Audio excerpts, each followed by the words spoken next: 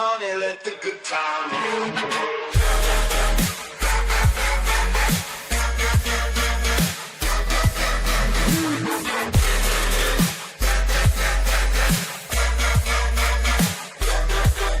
Let's roll.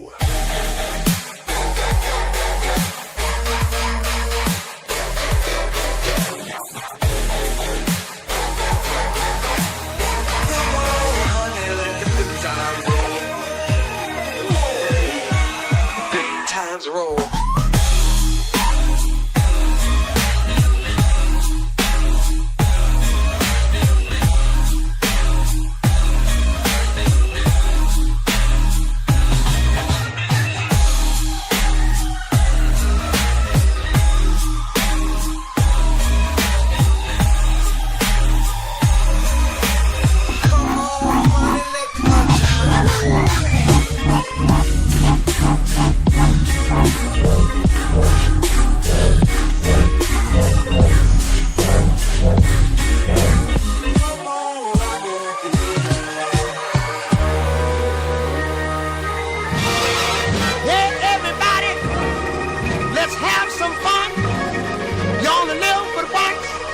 When you're dead, you're done. So let the good time roll.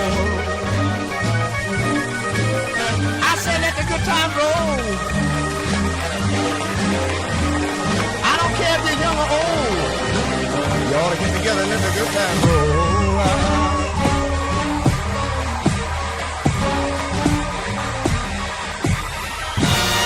Don't sit there mumbling, talking trash.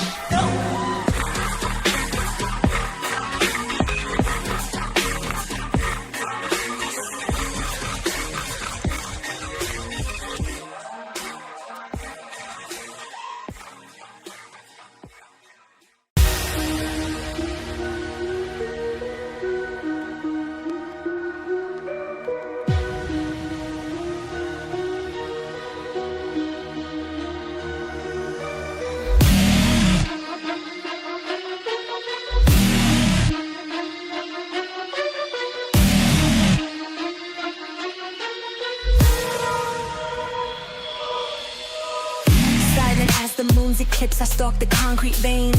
Cloaked in chaos, art of war, blood courses through my veins. Suns who whisper, strike like thunder, crush them where they stand. Blades auroric, I dissect the weak with bare hands. Shuriken tongues, split your jug, your lyrics ricochet. Invisible like midnight fog, then poof, I'm in your face.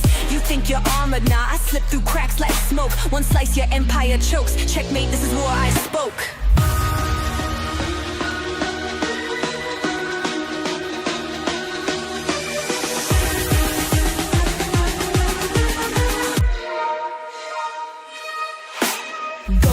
Machine, I phase through your defenses. Feed your ego to the crows, no mercy, no repentance. You'll never see me coming, just the shadow where I stood. A flicker, then your kingdom's drowned in ash and brotherhood.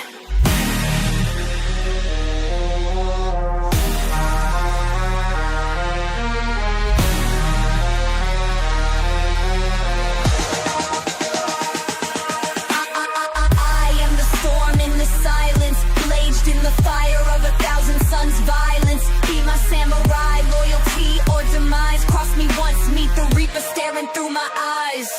I cut through the night like a banshee. Steel kisses cold as the tundra. Pray your gods can teach me. Need your protection, too late, you're already dead. My shadow's the last thing you'll see as I leave your head.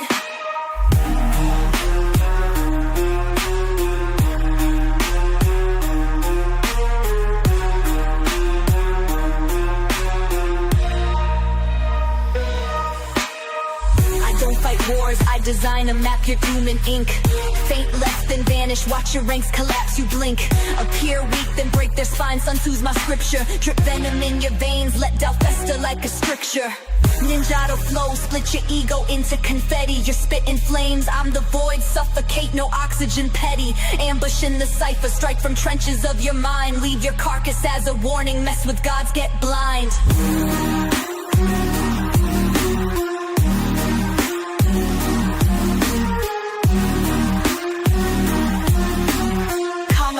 Cadence crash through your barricades.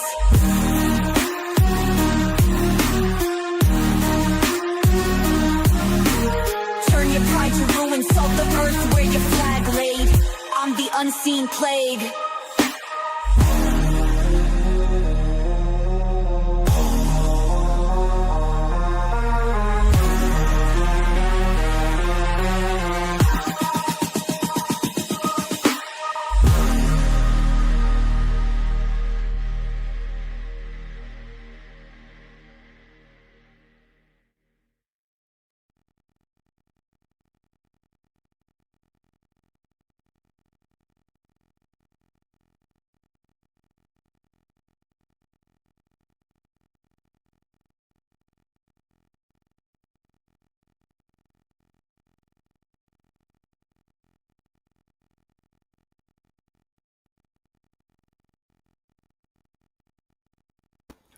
Okay, I think that's it.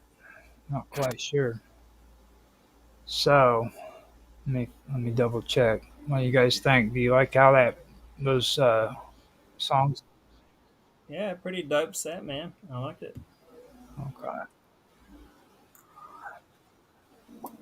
Okay. Yeah, I wasn't taking any notice really. You had it muted out. I'm pretty sure. I'm used to that. I'm used to that. I'm pretty sure you had it muted. So I put the volume down on it. yeah, I knew that. Pretty on theme, I think. Now I'm gonna get rid of these banners because Edworthy hates them. Yeah. And we have your slideshow up and ready to go. So Sweet. okay, so I'm gonna do my countdown. And Hang on, before you start. Mr. Wilbert, say something. Can you hear me? just count down. Be very quiet. I turned my mic down because of the music. Yeah. Turn it back up. Oh, what? It's a speaker. Oh, no. It's a speaker issue, never a microphone issue. Fuck, man. KDE crashed on me. Now I can't bloody turn my mic up. Oh, wait. It just did it. Yeah, There we go. Yeah. Can you hear me though? That's important.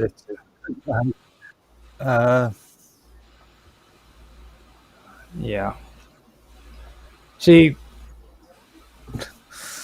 Is my speakers echoing when you talk? no, you're doing good. No. You're just a little bit loud. Turn it down a little bit. There? Yeah, that's fine. Yeah. Is this okay? This is Okay. You can turn your speakers back so that you can hear us, or you can turn them up.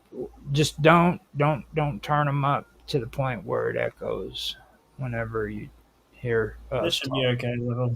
Yeah. You know. Okay. Oh, now this is important. Audio and video. And I want to let everybody know that's the reason why I do my sound checks and audio checks, even with the stream, not just with my OBS or anything like that on my computer, because we need to hear what's being said. I tried to do it blind before, and it was a bad idea. And I told you so. I did tell you at the time it wasn't a good idea. yeah. So just so everybody know, that's the reason why we do it live stream, is because I want to hear what's being said on the live stream as it's being recorded or streamed. So, and I do the countdown so that I can actually have a place where I can start the video when I do edit this and upload it as a uploaded video. So thank you very much, Mr. Robot, for allowing me an opening to where I can do that without sounding like a nerd. That was great. You're welcome. Okay. So let me do my countdown, and I will do the intro like normal, and we will get down to business. So, sound good? Sounds good. Okay. How about you, Mark? You ready? Okay. Carry on. Okay. 3, 2, 1, now. Hello, everybody, and welcome to another episode of Conspiracy. As a matter of fact, this is the final episode for this season. The year is 2025, and this is officially the second season that I'm finishing up on for Conspiracy. Now, this is the first season when it comes to the wonderful world of weirdness, but me and Karma had previously done this on Strange Stories, which is another YouTube channel that I have. And I carried it over from Strange Stories onto the wonderful world of weirdness. Now, if you guys have missed any of the episodes, you can find the raw stream video on the Strange Stories, which I upload and I don't live stream to. What I do with this one is I do the live stream here on Wonderful World of Weirdness, and then I break it down into 15-minute segments so that people who don't want to watch an hour or two of live stream can watch it 15 minutes at a time. I found it more enjoyable for a lot of people on the internet to sit back and just watch a 15-minute video rather than watching long ones. So that's why I started doing it. Now, with that being said, today is the final day, like I said, and I went ahead and I invited a few of my friends to come in to do a recap on some of the stuff that I've gone over and see what their thoughts are on it. Most of the people who watch my streams already know them. There's Mr. Edworthy, Mark Edworthy from England, and Mr. Robot from undisclosed areas. Hello, everyone. Of the world. Which, if you watch my videos, you'll eventually figure out where he's at. He just forgets sometimes. I try to. He forgets. Yeah. So, with that being said, who wants to start out, or who wants to start up? Wow. You guys ready? I had a thought about, because Roger has only 12 of these episodes a year, and it got me thinking that maybe that's a conspiracy all in itself, you know? If anyone's ever heard of, like, the 12 tribes of Israel, you know, and the Majestic 12 group, and the significance of the 12 apostles, this number 12 just keeps popping up throughout history. 12 animals representing the Chinese zodiac, you know. So it made me wonder whether Roger Hansen was in on some kind of conspiracy. What do you guys think? Well, can I add in on that? Yeah. Go ahead. Now, if you guys continue to watch my streams, you might find out what that's all about in my episodes that I have been doing. Esoteric Agenda, which is very, very good, by the way. And I might actually take time to kind of explain the number 12 to people in that episode, which is about esoteric beliefs and things of that nature. So good point. I'm glad you brought that up, Mr. Robot, even though I have no idea what you're talking about. Man, you know, I get a little paranoid sometimes. So excuse me. I know. I've known you long enough, man. I know you. Can you blame me, though? The world is crazy. So. That's right. So, with that being said, I want to kind of go into where I started this season, which was actually some pretty good. It was actually perfect timing when I started Conspiracy this year. I did it right after the supposed disclosure files came out about JFK, which opened up a whole avenue of conversation. And I really found this year in Conspiracy to be, it was really gratifying for me, you know, because I was able to pull up some information that I've been wanting to talk about. And I really haven't had the time to do it, you know what I mean? So this was actually a perfect time for me to go into this series, and because it was those disclosure files. And I know that you're going to have some stuff to say about this too, Mr. Robot, because I know you were very interested in it when it first came out. So, so with the one thing that the first thing actually that really stuck out to me when it came to those disclosure files was okay. First off, so that people understand, some people did believe that the CIA and the FBI and other government and non-government actors, I guess you could say, were involved in the assassination of JFK. The first thing that really stuck out to me when it came to these newly declassified files, it was the fact that Harvey Oswald had possible ties to the CIA. Yep. Okay, now that's something that really did stick out to me. So They sent him to Moscow as a spy, and then he ended up getting married there or something, didn't he? well, he ended up getting married there, but these new files, which they said were new files that came out, is supposed to have hinted that Oswald might have been recruited by the CIA during his time in New Orleans, and that was like back in 1963. You know, Oh yeah, it's clear as day when you just look at what he was up to and stuff.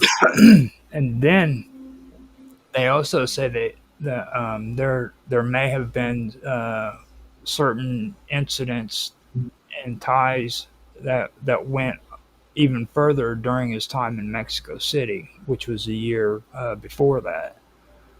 And the weird part about it too is that he was involved with the anti-Castro movement. You know what I mean? Which he was a Marxist. So if he was a Marxist, why would he be involved with the anti-Castro movement?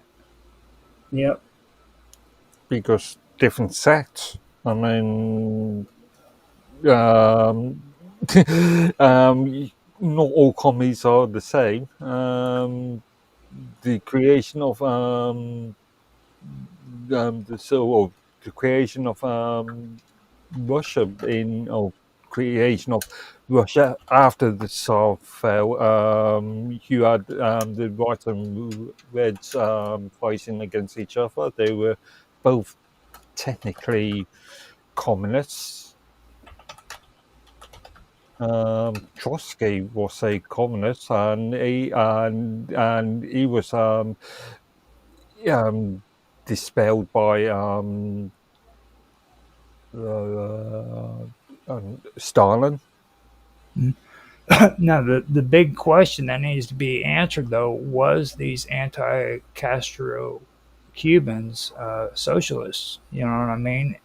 That's one big thing that we really need to know. I'm not quite sure myself if they were actually, if they were okay with the socialist agenda, or if they, because a lot of Cubans now that are like children and grandchildren of the anti-Castro movement, they seem to be more conservative. You know what I mean? They don't, from the people I've met, they don't seem to be freaking.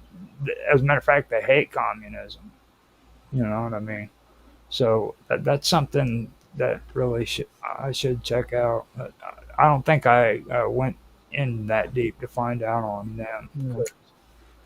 I'll just say Senator Richard Schweiker remarked that everywhere you look with Oswald, there's fingerprints of intelligence, and former CIA finance officer James Wilcott testified that he heard claims Oswald was a CIA agent, though these claims have not been substantiated by official sources. He also, in October 1963, about 6 weeks before the JFK assassination, Oswald traveled to Mexico City. During his 6-day stay, he visited the Cuban and Soviet embassies multiple times, attempting to secure visas to travel to Cuba and then to the Soviet Union. His goal appeared to be arranging to return to the USSR or a visit to Cuba. The CIA had extensive surveillance on Oswald during his Mexico City trip, including phone taps, photographs, and logs of his movements. The CIA's Mexico City station chief, Winston Scott, amassed a large file on Oswald's activities there. So they were well aware of him, before all this happened. Well, see, I really let me do a little history lesson here too on that. All right, now this goes into the Warren Commission as well, because in the original Warren Commission files that was released, they didn't delve deeply into the possibility that Oswald may have been a CIA asset. You know what I mean? That was something that they actually have started discussing, about the fact that, like, there wasn't very much. It was like they either just ignored it, or they purposely avoided the fact that he could have been a CIA asset. You know what I mean? Mm. So these are like new revelations that came out. I think 1991 was when the first files were released, and then these new ones.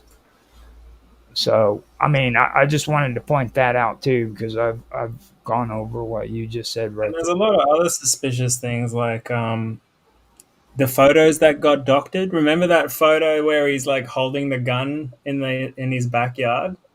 Yep. That is a completely like doctored photo. He was actually like holding a newspaper, and like they found the original photo, and like someone had photoshopped in the gun. Well, it wouldn't have been Photoshop back then, but they put the gun in there to sort of make it look like he's more credible of a shooter, whatever.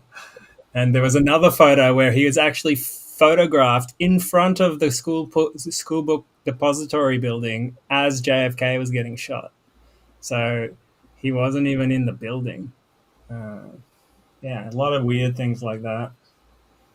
I know Mark Edward has something to say. He started grinning and stuff. No, I was just thinking about that. No, Mr. Roberts, Photoshop comment.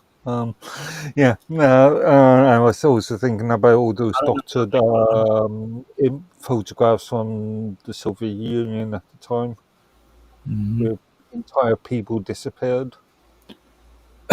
Another thing about Oswald that really sticks out to me is like his relationship with his wife. Like whenever he died, they did their best to vilify this man. They made it out like he was abusive to his wife and beat her and shit, and had temper tantrums and problems with all that. I mean, how did they know this shit? You know what I mean? And who doesn't, No, I mean, you know what I mean. It's like all of a sudden they have all this information about how abusive he was to his wife. He was just a horrible, horrible person. You know what I mean? It's like, the cover up was intense, man. Yeah, there's a lot of stuff. and it just seemed like, and this was even before the disclosures came out. How I picked up on that, I remember Quantum Leap came out with a TV series. With Quantum Leap, the TV series came out with a few episodes actually of Oswald, and they pointed that out on the show, and that's when I started noticing, like, even television shows were like government shills. You know what I mean? They were paid to freaking put this kind of propaganda on it, which is something that I'll eventually get back into. Were they? Well, the CIA show bragged about. Hold on, what was you gonna say, Mark? Yeah, that particular show did it. Was it being paid off? Well, there's other things too, and there's shows that I actually like that later on I've figured out was actually government shills too. Like, for example, I love freaking MacGyver. Okay, I love MacGyver. I still love MacGyver to this day, even though I know the stuff. But let's take a look at MacGyver. Okay, MacGyver, who did he work for? He worked for the Phoenix Foundation, which was a think tank. So this show is perpetuating the idea that MacGyver is a great guy who's very smart and gets out of these situations, and he works for a think tank, which is great. And then I started putting two and two together, and then that brought me to the Knight Rider. Who does Michael Knight work for? Michael Knight works for the Foundation of Law and Government. You see?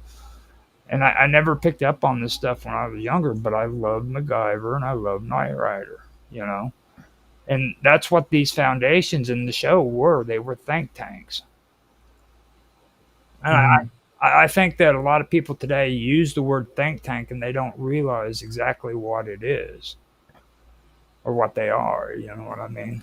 That's another issue that I believe is a problem that a lot of people don't pick up on. They don't understand it. They just kind of skim through the words and they don't realize what they actually are and what they mean, you know? Yeah, like the Trilateral Commission and stuff like that. That's where I'm going with that, Mark. Just Carlyle Group. They're Is that- big ones. I mean, what's your opinion on that, Mark? Do you agree with think tanks? You think they're a positive influence on society? Can be. I'm not going to make a blanket. I'm not going to make a blanket statement, but every single think tank out there,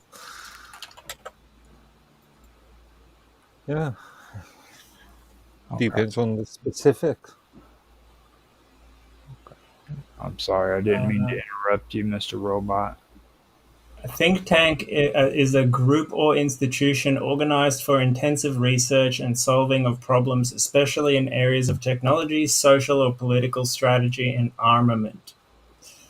That's the problem areas, is the political strategy and armament. You know? We'll get into the technology stuff here too, because you'll start kind of seeing some things that are taking place. You know what I mean? When it comes to all three of them put together.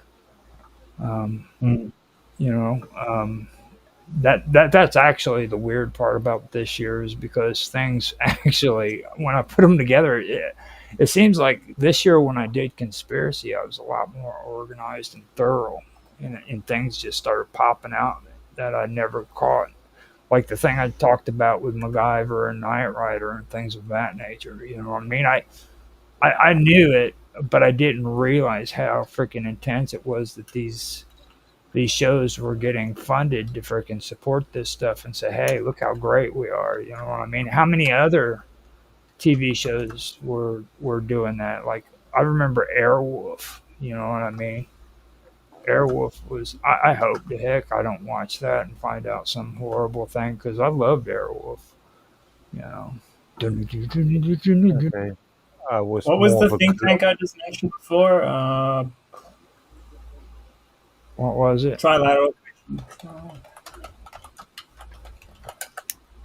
Well, I really don't know for sure if that exists, to be honest with you. I've heard Not a tank.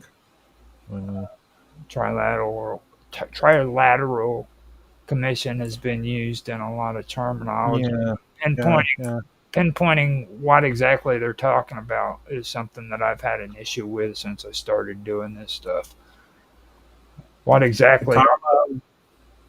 The Carlyle Group profited of the post 9/11 war and its preparations.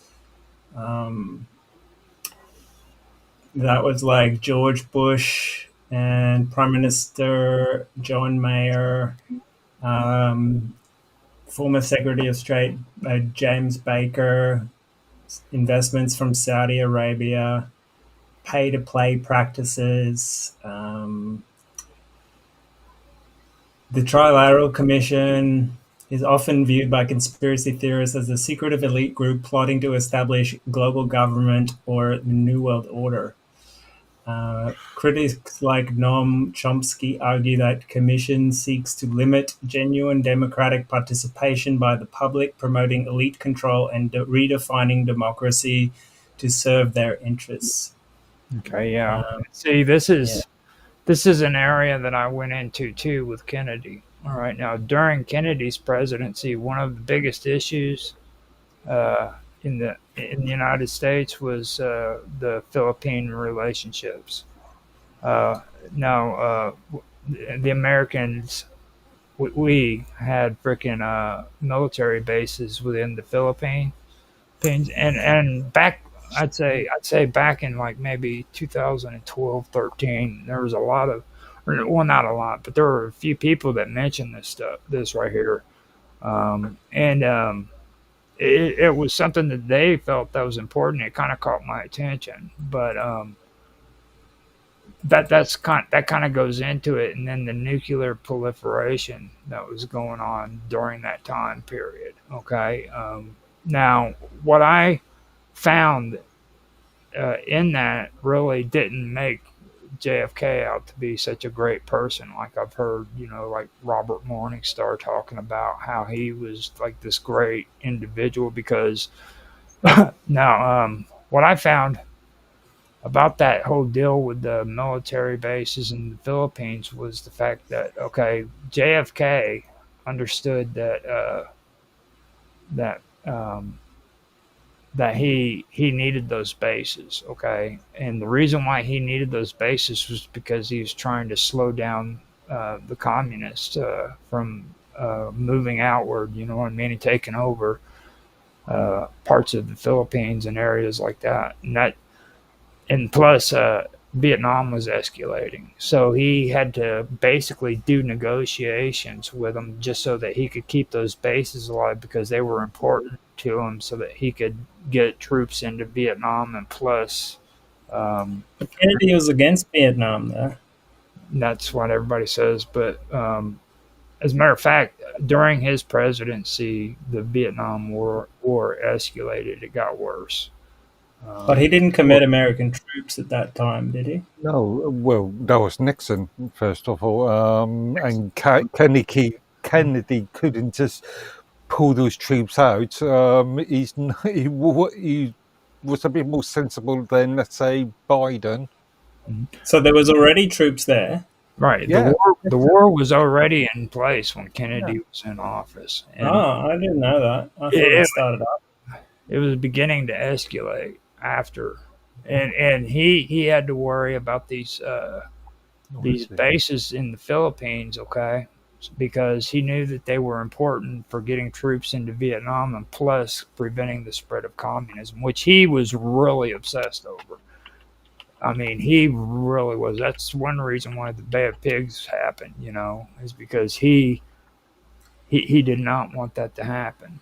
So Yeah. he was really. Everyone at that time was pretty scared of communism, really. It was like a huge thing in the media at that time. Right. Actually, wasn't it under Eisenhower? It was Eisenhower. Eisenhower. That Vietnam or Korea started. I don't know exactly. I believe it might have been Eisenhower. Yeah. Yeah. He served 2 terms from 53 to 61. Mm-hmm. And now they just let the communists in. Now, see, when I checked all that out earlier before, and what I was hearing is like these people were trying to come up with a theory that Kennedy was eventually going to hand power back over to the Philippine government so that they could have control over these bases, because there was a nationalist movement that was going on during that time where they didn't that they viewed these bases under U.S. control as another form of colonialism, basically, and they were becoming more and more aggressive about higher rent for these bases to be in their territories, as well as more power over saying what can and can't be done on them. So Yeah. that became a big issue, and JFK was negotiating with him so that he could keep it going. Eventually, they ended up closing these bases in the 90s, I believe. Like they shut them down, and that was China, same thing there now. Yeah. that was one of the things that really stuck out to me. And I did research on it, and I found out that yeah, he had to do the negotiations and stuff, but there was no indication that he had plans to shut those down. Now I can tell you, Well, I would argue that if he shut them down and gave the territory back to the Philippines, then that would be an easy entry for the Soviets. well, the Subic Bay is the one that was it was a critical port for the U.S. Navy. You know what I mean? And their air base it provided a lot of air support so that they could send freaking planes in and out. You know what I mean? That was a real big. It was a key to their operations during the Vietnam War. You know. Where was located in respect to the US? This was in the Philippines. Yeah. But geographically, where it's located compared to where the US is, it's quite a relatively easy hop, isn't it? Yeah, actually, it is. Well, I mean, if you want to, Mr. Robot, you can pull it up on your map if you want to, because I got Pull up what? Sorry. Let me see. I can find it. It's Clark. No, it's a U.S. Navy. I don't know if it'd be there. Subic Bay would be the best. Subic Bay, SUBIC. SUBIC Bay. That would be in the Philippines.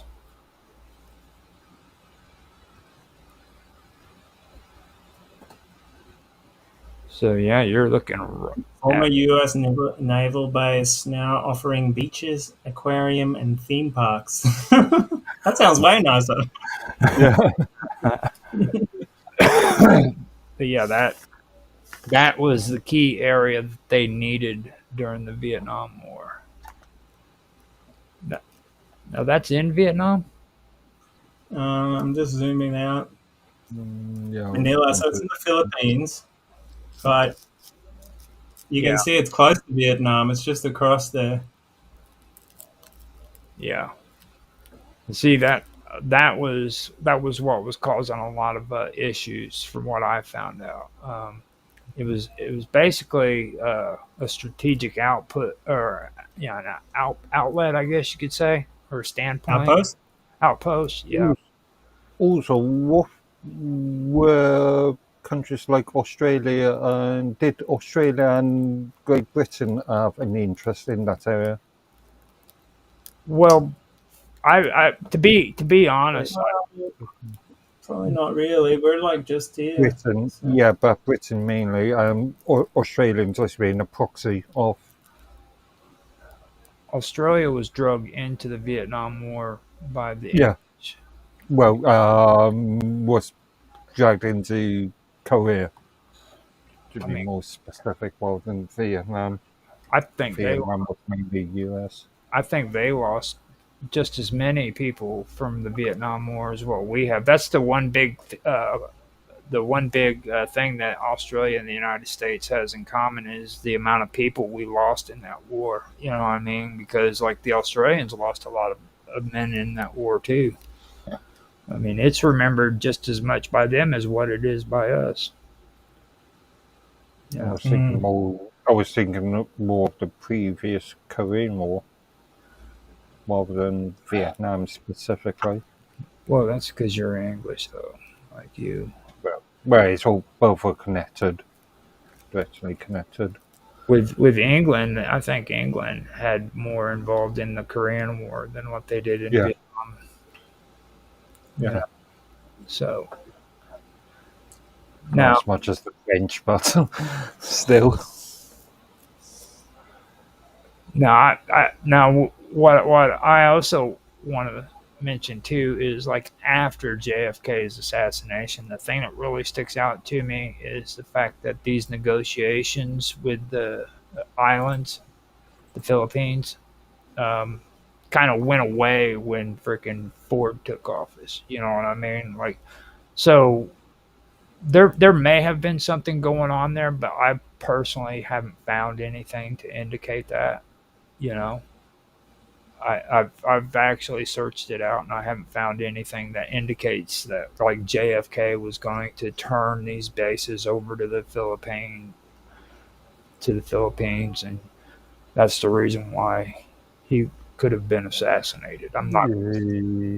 I can see that I happening. read that it was because he wanted to pull out of the war. That's why they turned against him, because especially the oil men in Texas, Mhm. because they were funding, like they were supporting the war effort, and LBJ among them, and they basically financed as far as I could tell, financed the assassination via the CIA Mhm. to do it. So, and then they benefited from LBJ going back into the war afterwards. Right. He basically did turn his eyes away from negotiating with the Philippines, like after that. And then that brings us into the next part that I did bring up this season. It was about the nuclear testing that was taking place there as well. And like when you're talking about oil magnates and everything, you got to remember that they had freaking their eyes on energy even back then. Like now we have these nuclear power plants and stuff like that. Trust me, that was still something that they were wanting to do with it even back then while they were doing nuclear testing with the military. And I get, so there was a lot of people invested into it, and I would almost guarantee you that these oil magnates had their fingers involved in it in some way or another too. That's just Yeah. that's my take on it. Lafayette was one of them. And they were bragging about it because they were meeting with Nixon and George Bush, and they kind of bragged about wanting to kill Kennedy. It came out at some point. Mm-hmm. Now that's another area that the Philippine nations had issues with when it came to the nuclear testing and stuff like that. So that was a big tension, and the United States through JFK's administration, they were committed to like reducing the nuclear testing in the Pacific. But even though they were doing that, tensions were still growing, from them, and that was mostly because of France. Okay, the United States and all of their allies were backing off of some of the testing that were taking place there, but France just would not freaking comply. They just kept doing their testing, and that's where I went into the story of the atolls. Mamarua, I believe, is what it's called. I have a hard time pronouncing it, but have you ever heard the story behind Bikini Atoll? Where they did the nuclear testing. Yes.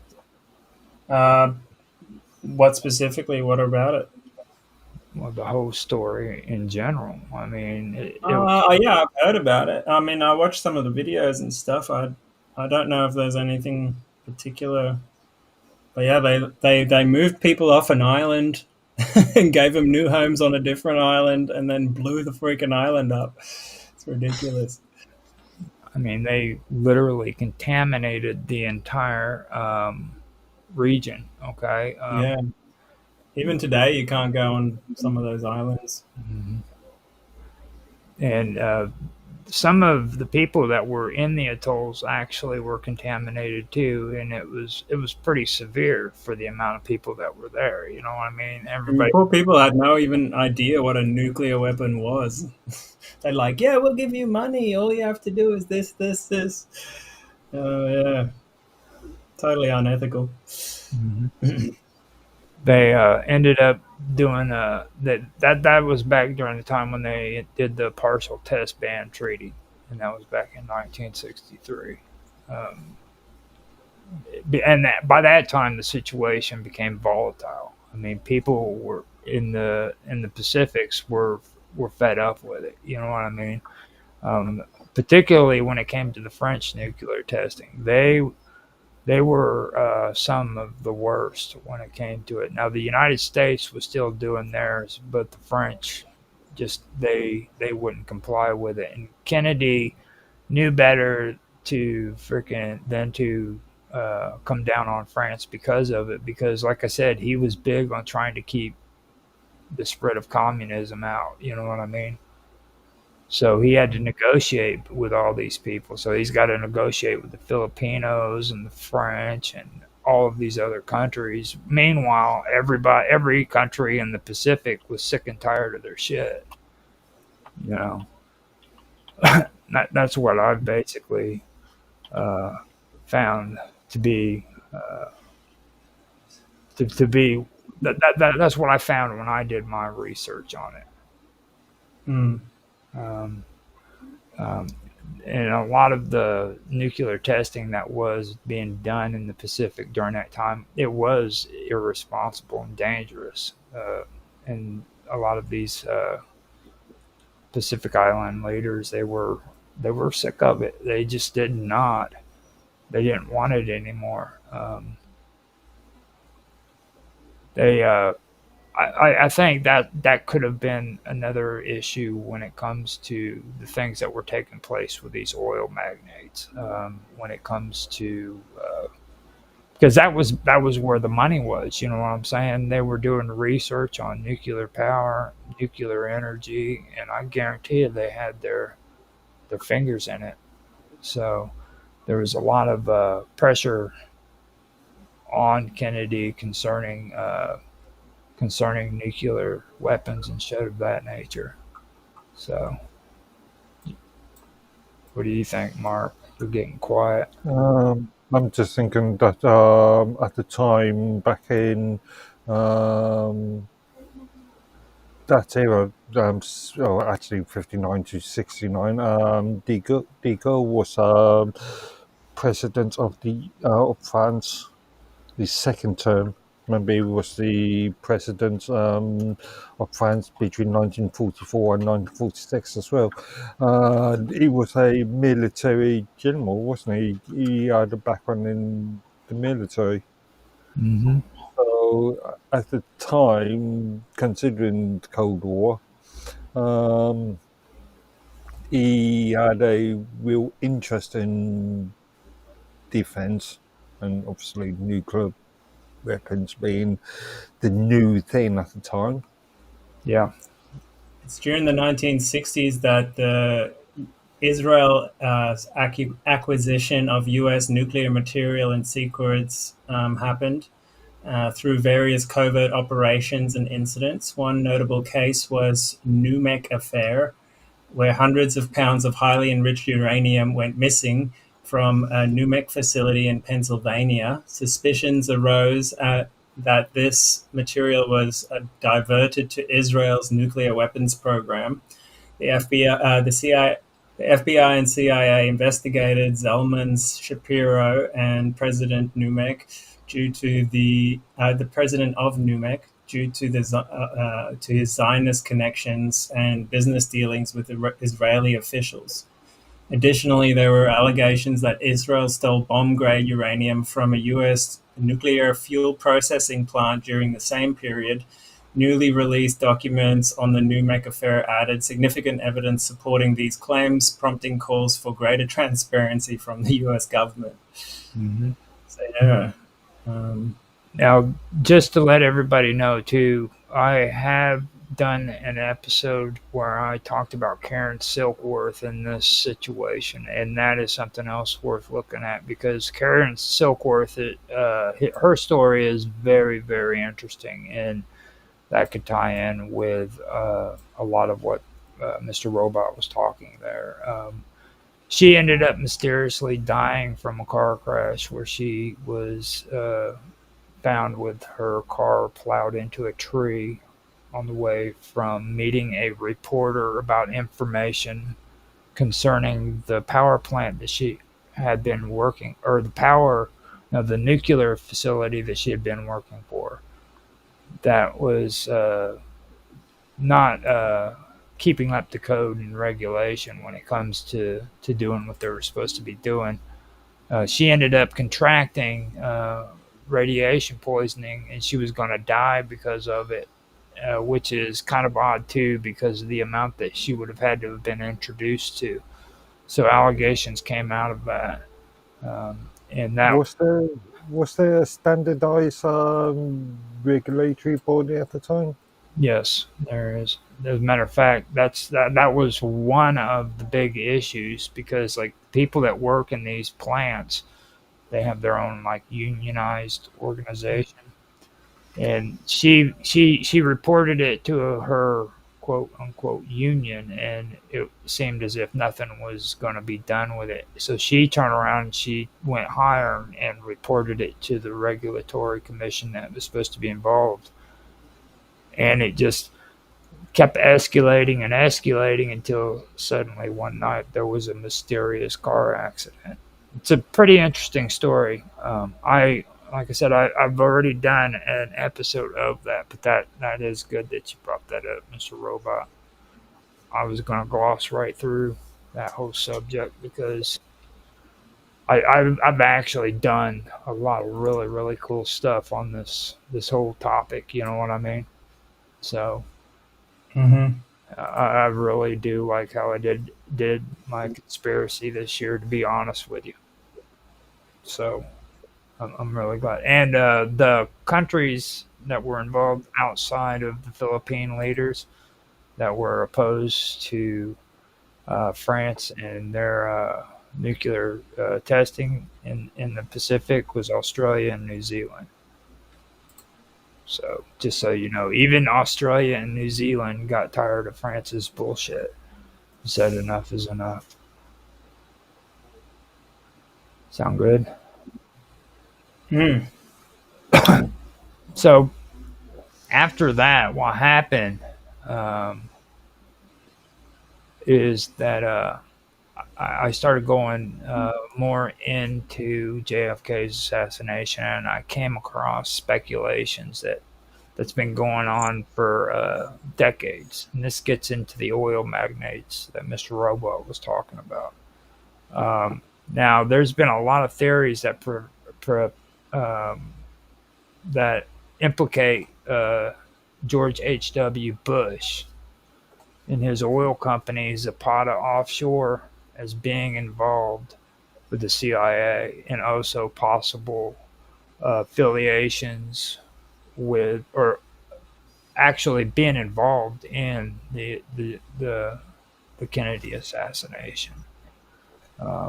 So that's where I started finding out. Oh, 100%. I think George Bush was like deeply involved with that. Like, have you heard that phone call that he made on the day of the assassination? He makes this like really suspicious sounding phone call to, I think it was FBI headquarters. He's just like says nothing at all during the phone call, but it turned out that was his alibi kind of thing. And it was like so intentional, if you know what I mean. And also there was that photograph where he was like filmed outside of the school book depository building as the assassination goes on. I'll see if I can pull it up. Now, what I found out was like Zapata Offshore was actually affiliated with the CIA in quite a bit of ways. Like they would actually do operations, like for the Bad Pigs, for example.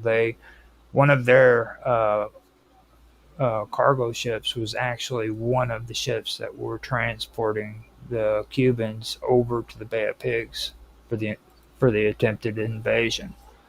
I did find that out, and then I've also found out that he was trying to establish himself, not only in the world of business but politics back then as well.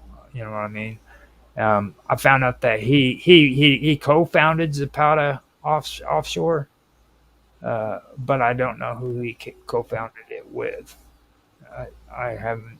I don't know much about that right there. So people are speculating that this person standing in front of the school book depository building is George Bush. And you can see they look pretty damn similar. Wear the same tie, comb over is the same, facial structure is the same. Yeah, I think that was him. Yeah. So the conspiracy goes. And none of that was ever mentioned in any of this disclosure paper, by the way. Like, that was none of it. Not even in the news. Oh, that was a total cover up, man. Like, they basically said nothing, those papers. And there's like so many papers that weren't disclosed. You know, they just held back the important stuff. Well, Reminds me a lot of the whole Epstein release. Where it's like, here's the binders, guys. Yay, it's done.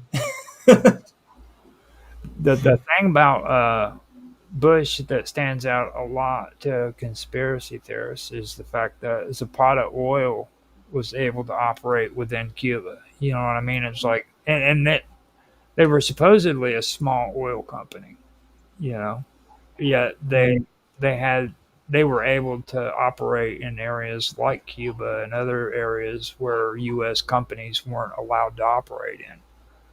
So that kind of makes you raise an eyebrow to that. You know what I mean? It raises suspicion, in my opinion, when it comes to that kind of stuff.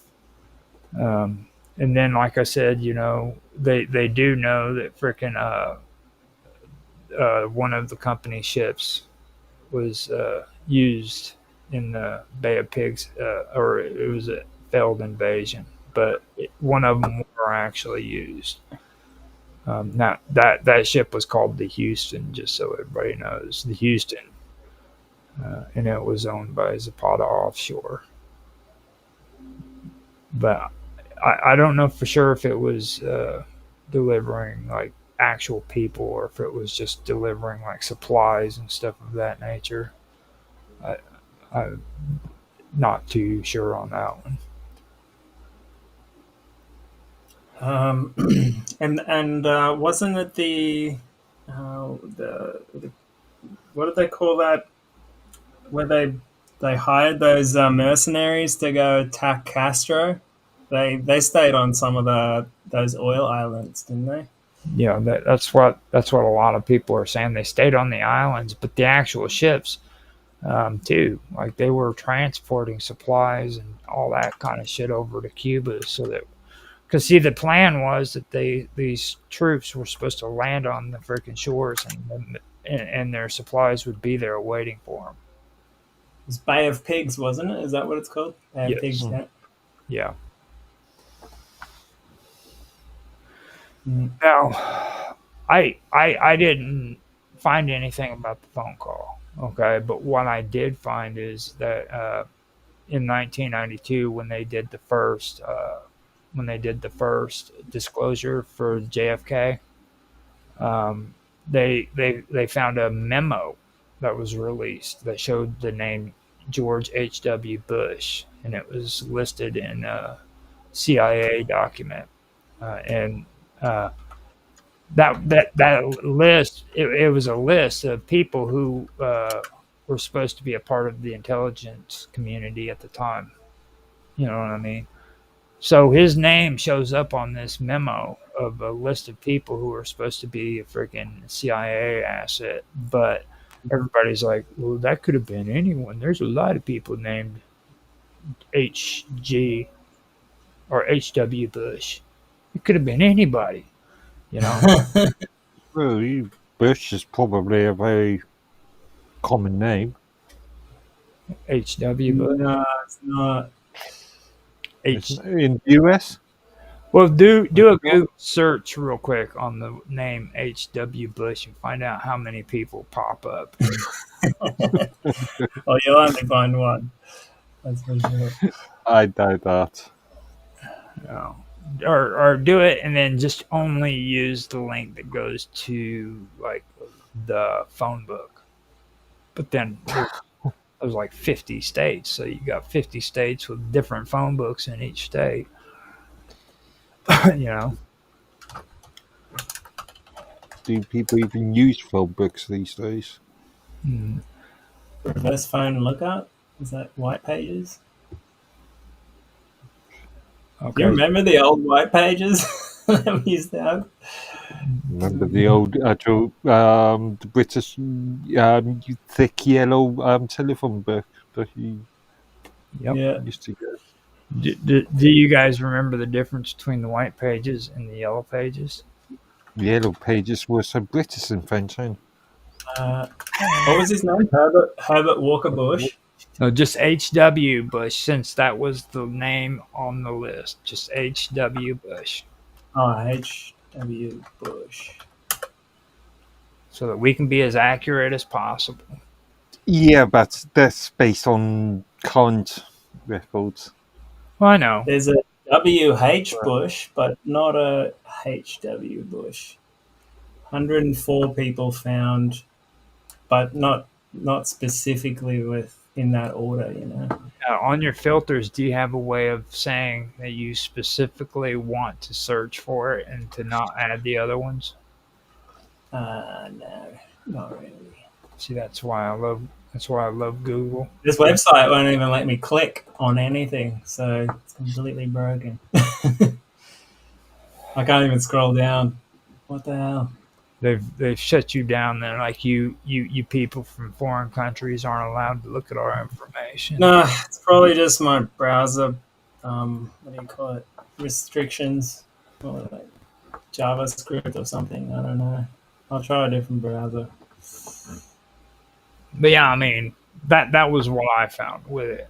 Now, after that, what I wanted to do is I wanted to discuss the Warren Commission, and more specifically, there's a guy on there that freaking I wanted to discuss, and that's Dulles. Okay, Alan Dulles. You guys, Kennedy kicked him out, didn't he? well, that's the whole thing that's involving the Warren Commission. Okay, with the Warren Commission, after JFK was assassinated, Ford appointed these people to freaking be on this commission, and I found that about a little bit over 40, no, I'd say about a little bit over 80% of the people on that freaking commission did not like JFK or were involved in some pretty nefarious dealings. You know what I mean? Today, I just wanted to recap over Dulles because he was he was probably the most key person when it comes to what I've been going through this season. You know, and the other ones were pretty nefarious too. Don't get me wrong, and I do have them on my previous episodes of it, but that's the one that I really wanted to talk about. And you're right, he was actually kicked out by JFK, but his whole involvement in freaking the CIA goes a lot deeper than the president of the United States. You know what I mean? Mm-hmm. So if you guys want to take a quick break so I can use the bathroom, and then I can come back and we can do this again, because I'm ready. And I'll put on your cool music. Mark can mute out, and we can come back. Okay. Sounds good. All right.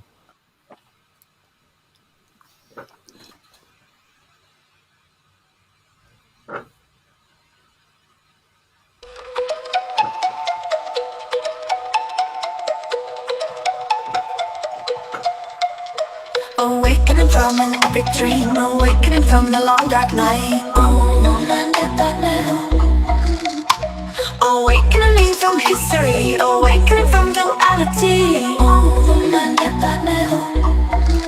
The liberation of the human soul to consciousness of the one and all.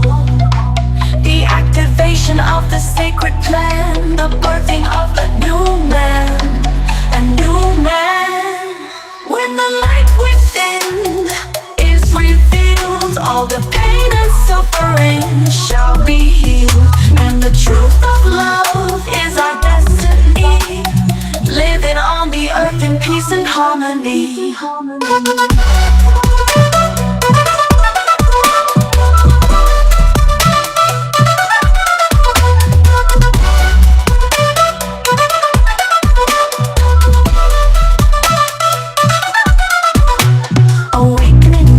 Perceptions, awakening to the joy of life. Awakening to a new dimension, awakening to a paradise. The illusion of separation disappearing into unity, into the source of a high vibration, into the wonder of a mystery, a mystery. When the light within is revealed, all the pain and suffering shall be healed, and the truth of love is our destiny, living on the earth in peace and harmony.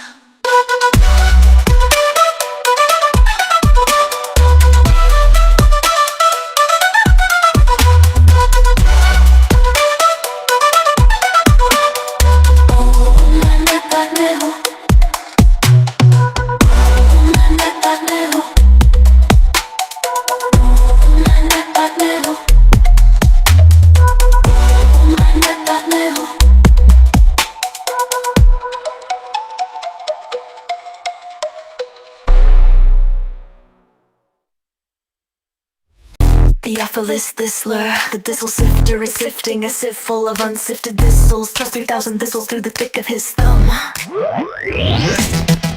3,000 thistles through the thick of his thumb. 3,000 thistles through the thick of his thumb. Theophilus Thistler, the thistle sifter is sifting a sieve full of unsifted thistles. Thrust 3,000 thistles through the thick of his thumb. 3,000 thistles.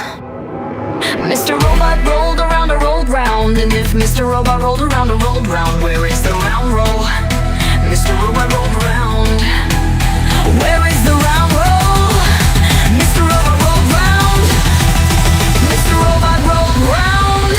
Mr. Robot rolled round. And if Mr. Robot rolled and rolled round, and if Mr. Robot rolled around and rolled round, where is the round roll? Mr. Robot rolled round. Here is an exercise demonstrating the union of in at the end of words, dividing and gliding and sliding and falling and brawling and sprawling and driving and riving and striving, dividing and gliding and sliding and falling and brawling and sprawling and driving and riving and driving. Theophilus Thistler, the thistle sifter is sifting a sieve full of unsifted thistles. Plus 3,000 thistles through the thick of his thumb. 3,000 thistles through the thick of his thumb. 3,000 thistles through the thick of his thumb. Theophilus Thistler, the thistle sifter is sifting a sieve full of unsifted thistles. Plus 3,000 thistles through the thick of his thumb. 3,000 thistles. Mr. Robot rolled around and rolled round, and if Mr.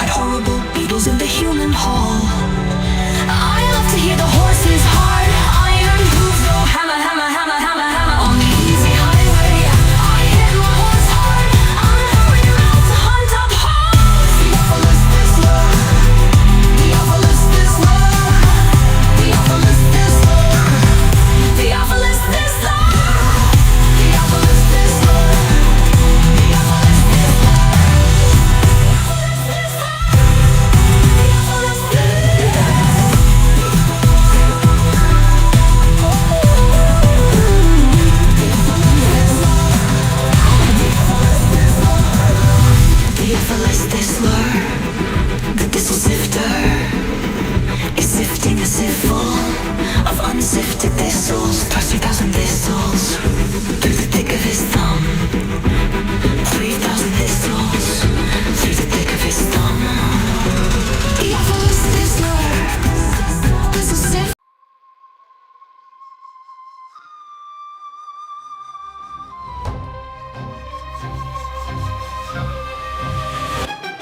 Once the gods carved earth like a cosmic chessboard, Poseidon claimed Atlantis, his star-born accord.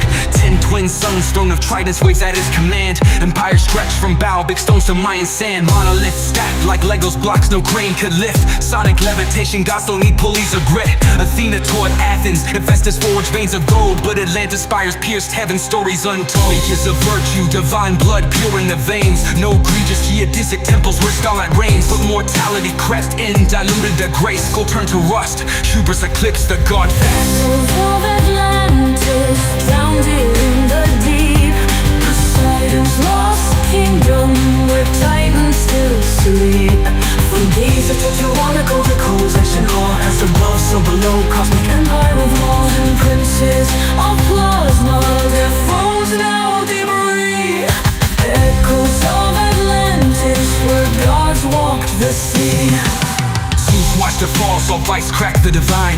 Pyramids hummed warnings, but they ignored the signs. Sky split with fury, tsunami swallowed their pride. Atlantis sang screaming, but blueprints survived. Baalbek's foundation, stones that defy modern math. 1,000-ton puzzle, gravity's aftermath. Scholars still baffled how they align the stars. They rode cosmic currents, breaching space-time's bars. Now divers chase shadows where crystal cities gleamed. AI scans the ocean, but truth a half-dream. Dream Freemasons whisper maps in their lodges of lore. Plato's Critias, a metaphor or a war.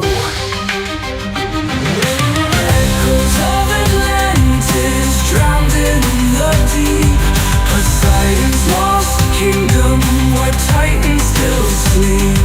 From Giza to Tiwanaku, the co-attention all as above, so below. Cosmic empire of law, 10 princes of plasma, their thrones now debris.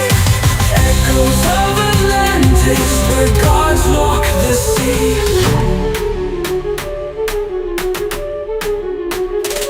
They say Poseidon's seed still flows in our veins. In every megalith, every grid that restrains. The Dogon chart Sirius, temples guard the flame. But Atlantis tech, it's encoded in our DNA's frame. Zeus's verdict was fire, a flood in ice. Yet the Sphinx still stares, whispering sacrifice. Mortal minds crave power, but miss the design. True kings rule through resonance, not bloodline. Now decode the ruins, their psalms etched in stone. A star-born king's empire, now dust and bone. The hall of records buried neath Giza's cold gaze holds anti-gravity schematics from pre-flood days. Crystal engines hummed, organ fueled their might, till pride turned their frequencies dissonant blight. The Anunnaki fled, Mars colonies crumbled. Leviathan's bones and the Mariana rumbled. But Poseidon's ghost rides the Bermuda's mist. Evolve past the greed or drown in the abyss. Tsunamis taller than gods, crack continents like eggs. Jungles of Egypt drowned, turned to sand in Poseidon's regret. Mammals shrunk to lapdogs, skies choked by volcanic breath. Waves circled the globe thrice, 3 funerals for death. Up Nepistim, rode the arc of frequencies, not wood. Up tetrahedron ziggurat where anti-grav pulses stood.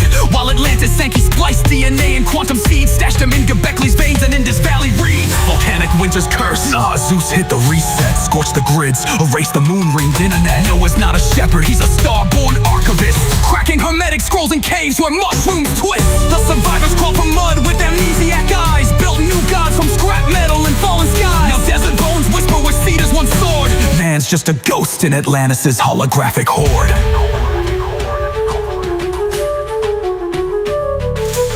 Blood wasn't water, it was math. A codex purge, Enoch's nightmares digitized in the cosmic surge. As above, so below, the blueprint stays true. Rise from the ashes or drown in what's new. The flood wasn't water, it was math. A codex purge, Enoch's nightmares digitized in the cosmic surge.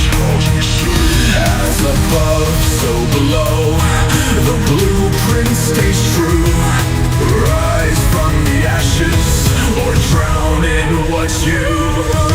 Echoes of Atlantis drowned in the deep, the deep.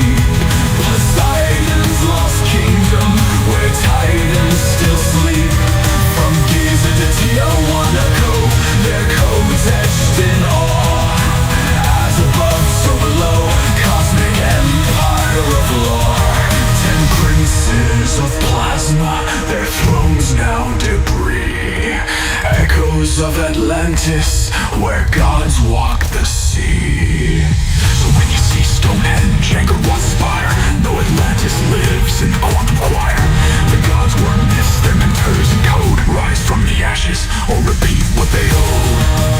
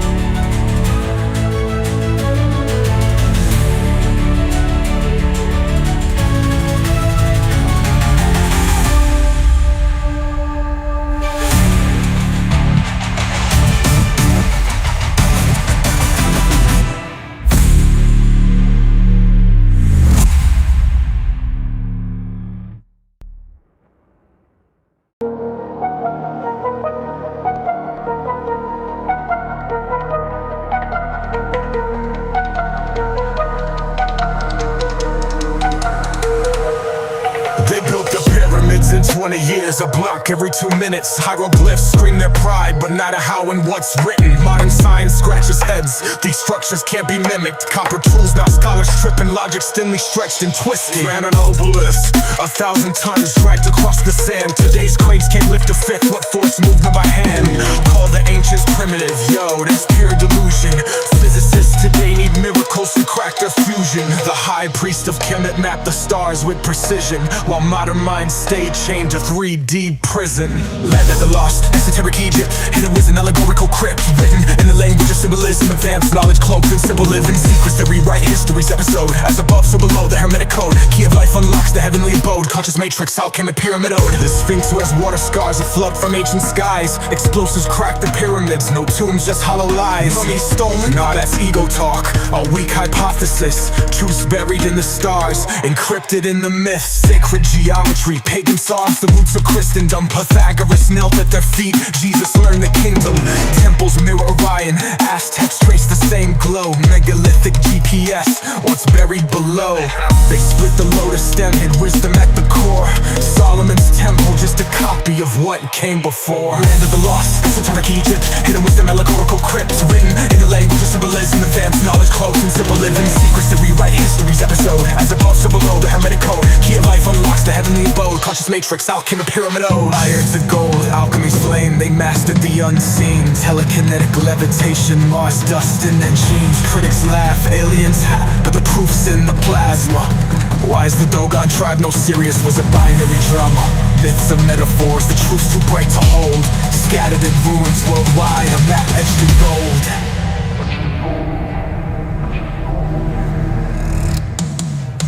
They call themselves Negeru, gods with cosmic ships. Gifted fire, math and law, then dipped beyond the eclipse. Now academia's gatekeepers mock what they can't measure. The scales of Ma'at weigh soul, not tech or treasure. The Zet Tepi dawn when gods walked as king. Left blueprints in Gobekli Tepe and the Nazca line. The Emerald Taylor's truth burns through the scholar's denial. We're echoes of starlight reclaiming our trial. When you stare at the sky, feel the ache in your chest. That's ancestral memory. We're all cosmic guests. The pyramids home a hymn, rising cold the divine. As above, so below, till the world's realigned. Land of the lost, esoteric Egypt, the truth's a spiral, eternity's script. Written in a language of symbolism, we're the gods we've been missing.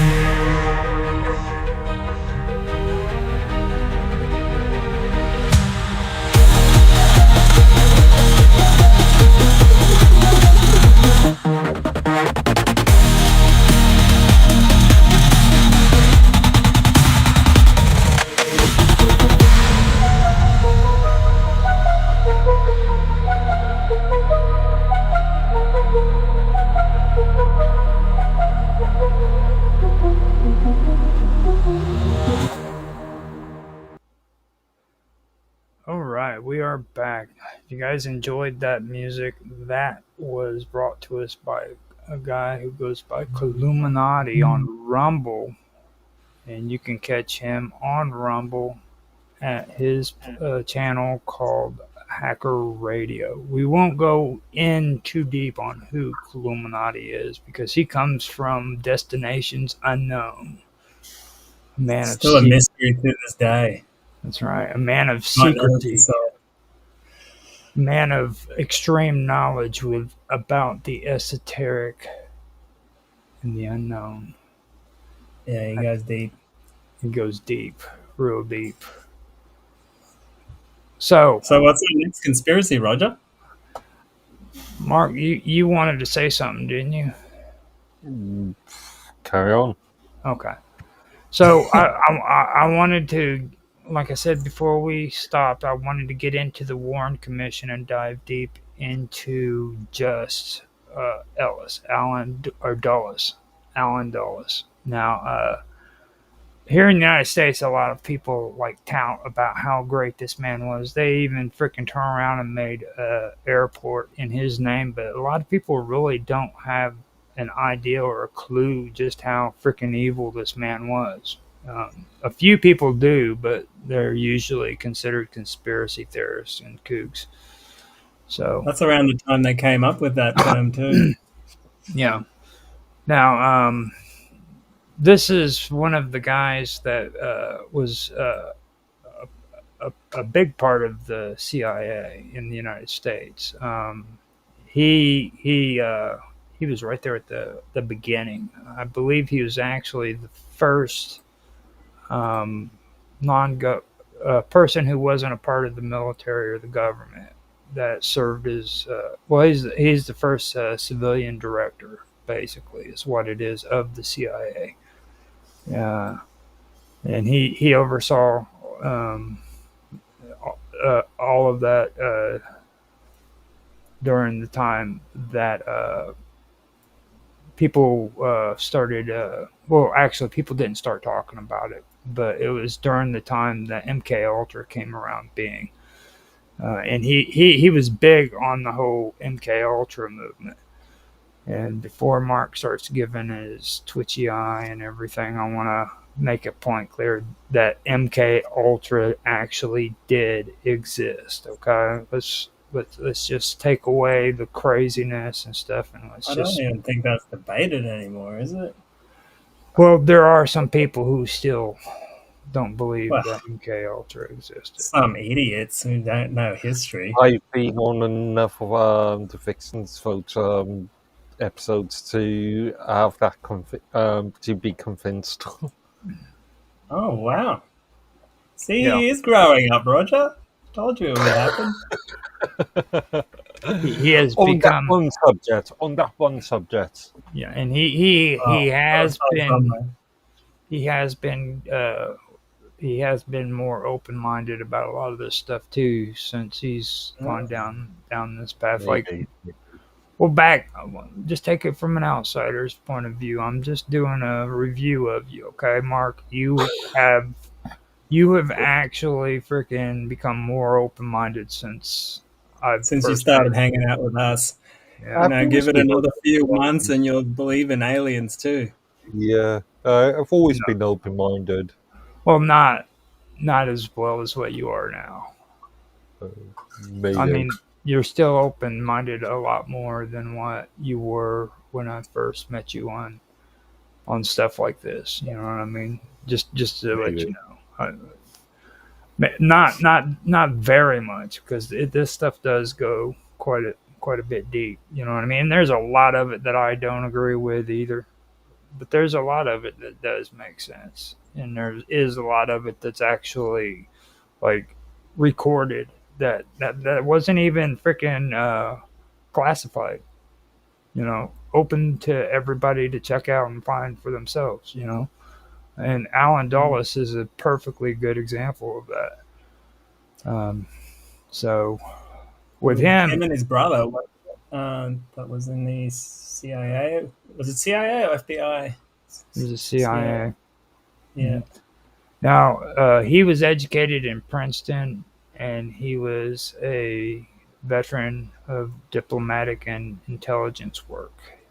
He represented the archetype of the American Cold War strategist, is what I found. Now, he was big on the whole thing about the Cold War, too.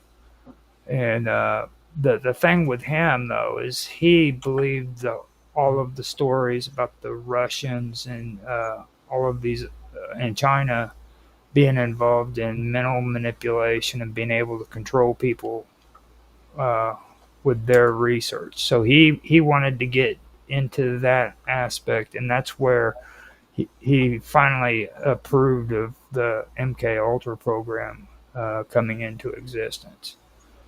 Now, the whole thing about Princeton too is something else that it has to be brought up, because Princeton is a big player when it comes to a lot of these psychological warfare kind of things that they practice when it comes to MK Ultra.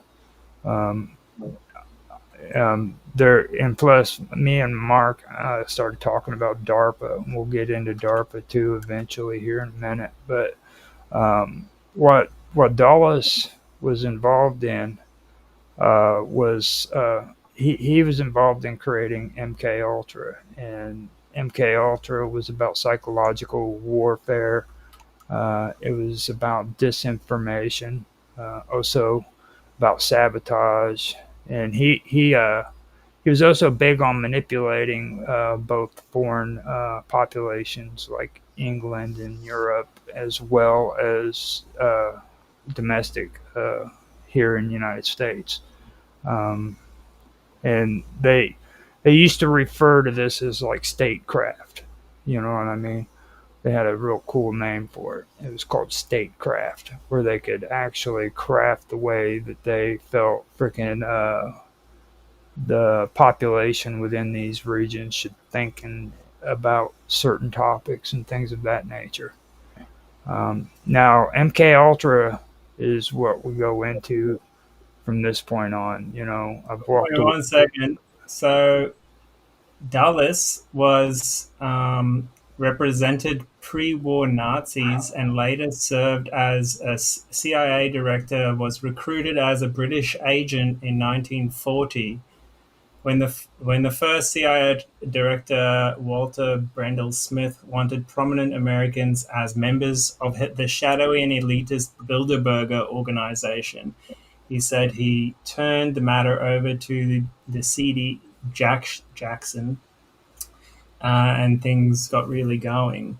So I just want to see one more thing, what they say here about Dulles. This is Jim Ma's book, Crossfire. He did like 30 years of research on the JFK assassination.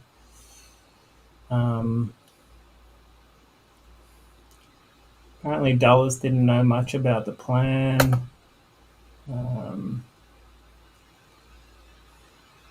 So, like, yeah, Dulles was involved with the Cuban Bay of Pigs thing, and Kennedy was upset with him because they messed it up. And so he kicked him out of the CIA. And then after Kennedy got shot, he was the head of the Warren Commission, even though he was like totally against Kennedy. So there was like a bit of a conflict of interest there. And a lot of people believe he was involved in the cover-up. Yeah. Well, I just thought that should be mentioned. That's a good point. And also, let's point out the fact that Johnson was one that appointed the Warren Commission. You know what I mean? So he intentionally appointed a man who freaking 100% disliked JFK to investigate his death. Mm-hmm. You know, I mean, come on, tell me that's not suspicious. That is definitely suspicious. You know. No, does he have anything to say about MK Ultra at all? Let's have a look. I think he wrote a book on it, actually. I mean, with Dulles. Let's focus on Dulles, because, like I said, Mars had a lot of good information, but like he he didn't dive all that deep when it came to Well, this stuff. was in the very early days of Kennedy research, right? This is before there was even internet, really. So, a lot more has been found out since then. Well, well, plus like with that time period, there people knew about MK Ultra, but it really wasn't as popular as what it was in today's world. You know what I mean? Like it was popular on television and stuff of that nature. Like, but you didn't really hear too many people get into the whole subject of MK Ultra. Here So, lately, Alan, oh, sorry, what were you here saying? here lately, people have, but not back then. Go ahead. Alan Dulles, who served as director of the CIA from 1953 to 1961, had a direct and significant connection to Project MK Ultra. He officially launched the program himself on April 13, 1953, as a response and concerns about the potential mind control techniques being used by the Soviet Union, China, and North Korea during the Korean War. The project aimed to develop procedures to identify drugs that could be used during interrogations to weaken individuals and extract confessions through brainwashing and psychological manipulation. Under Dulles' leadership, Right. MK Now, Ultra. MK Ultra's reach was pretty vast. It operated through like Yeah, and universities and stuff like that. Even up in Canada, they did experiments. Actually, Um, drug confessions and stretches way back to the 30s. yeah, yeah. I'm sure you guys all saw the videos of soldiers on LSD and all that. yeah. Well, that stretches, yeah, that began with Germany, didn't it? During Nah, World War One. Well, they well see. There's a lot of things that are significant when it comes to Operation Paperclip that can be tied in with MK Ultra, but there's no direct connection. You know what I'm saying? Like they used a lot of Operation Paperclip's information for hmm MK Ultra, but they didn't actually use the people who were involved with Operation Paperclip. So yeah, there is influence there, but it's not direct. You know what I mean? They used the research that they pulled from Operation Paperclip and they incorporated it into MK Ultra. So you do have that. And like basically, like Operation Paperclip was like the foundation of uh, American innovation after that war period because like they inherited like all of Germany's science basically, and the Germans Well, were like not way ahead all of of their it. time. Not all of it. Um, The not all of Soviets, it. the Soviets did capture a few engineers and technicians Mm. Right. and so on. Russia got a few, and also Hitler squirreled away some of it in Antarctica apparently. Now, Um, now I do want to point out one thing about the Russian side as well. I did dive into some of the previous topics or videos that I did this season. I'm not going to bring it up much. I'll talk about it if Robot and Mark wants to, but I went as far on that side as mentioning IKEA and the slave labor that they used the Nazi prisoners for on the Russian side, as well as here in on the European side, the supposedly free Germany side. Um, mhm. there was a lot of that going on, but I wanted to try to stay on topic with this episode and not get too far off to the left or right on it. You know what I mean? But that is a big thing that I do have a video on if anybody's interested in that. And like I said, I'll discuss it if you guys want to bring it up, but I'm not gonna. If you want to keep it brief, then you've already covered it. Yeah. Well, I mean, if you want to say something, I'm cool with it. Is all I'm saying. Nothing comes to mind. Okay. Because that was a big topic back And see, this is something else too. Like after 2015, I'd say there's been this big shift where information has just kind of like disappeared, and people don't talk about this stuff, you know. And Oh, it's so hard to find stuff online nowadays.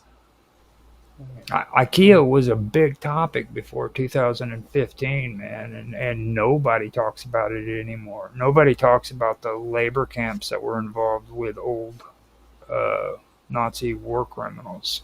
You know what I mean? And it did happen. It did happen. That's not freaking conspiracy. IKEA, as in like the store. Yes, IKEA, the store. The only company. Yeah, there was others that were involved in it, Yeah. but they I were. didn't know that. I used to buy their stuff. Hmm. But yeah. Now, what was it? The drug experiments. You guys were talking You about want me that. to go on about Dulles? Yeah. Under Dulles' leadership, MKUltra explored various methods of mind control, including covert administration of psychoactive drugs such as LSD, psilocybin, mescaline, and others. The program conducted experiments without the knowledge of or consent of the subjects, raising serious ethical concerns and later leading to widespread condemnation of the CIA's actions. Dulles' involvement in MKUltra extended beyond its inception, and he oversaw the program during its formative years and was instrumental in shaping its objectives and methodologies. The program was directed by Sidney Gottlieb, another evil dude, but its initiation and early direction were closely tied to Dulles' vision for intelligence operations during the Cold War. So, Now, I also pulled up some stuff that involved programs of experimentation, which involved what they called electroconvulsive therapy. yeah. Yeah. And that's the combination of barbiturates and stimulants. And that's supposed to break down the individual's thinking, that their thought process, and so that they could be reprogrammed. Now, in several cases, Similar treatments were used in psychology mhm, up to something like the 80s. They still do it sometimes. It's not. It It's not as depends on common. the country. Yeah, depends on the country, man. Just Um, talking- But the real conspiracy is they told us that those experiments amassed to nothing, and that they ended the program, and it's all hunky dory. But in actual fact, the program did have results, and they did figure out how to program people, and it's even in a more sophisticated state now, but it's like totally top secret. So I've heard some whistleblower testimony of like how they program people to, like,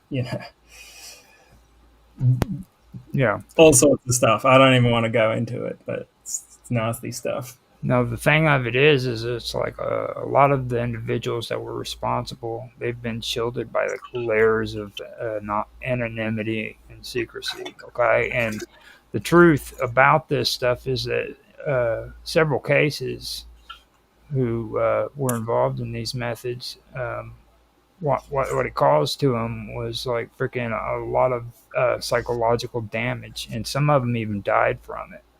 You know, when we take a look at the story of the Unabomber, I mentioned that in one of my episodes too. The Unabomber, they found out, was actually doing some of while he was in college. He was actually Ted Kaczynski.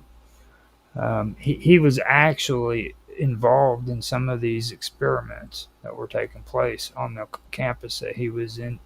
He was on.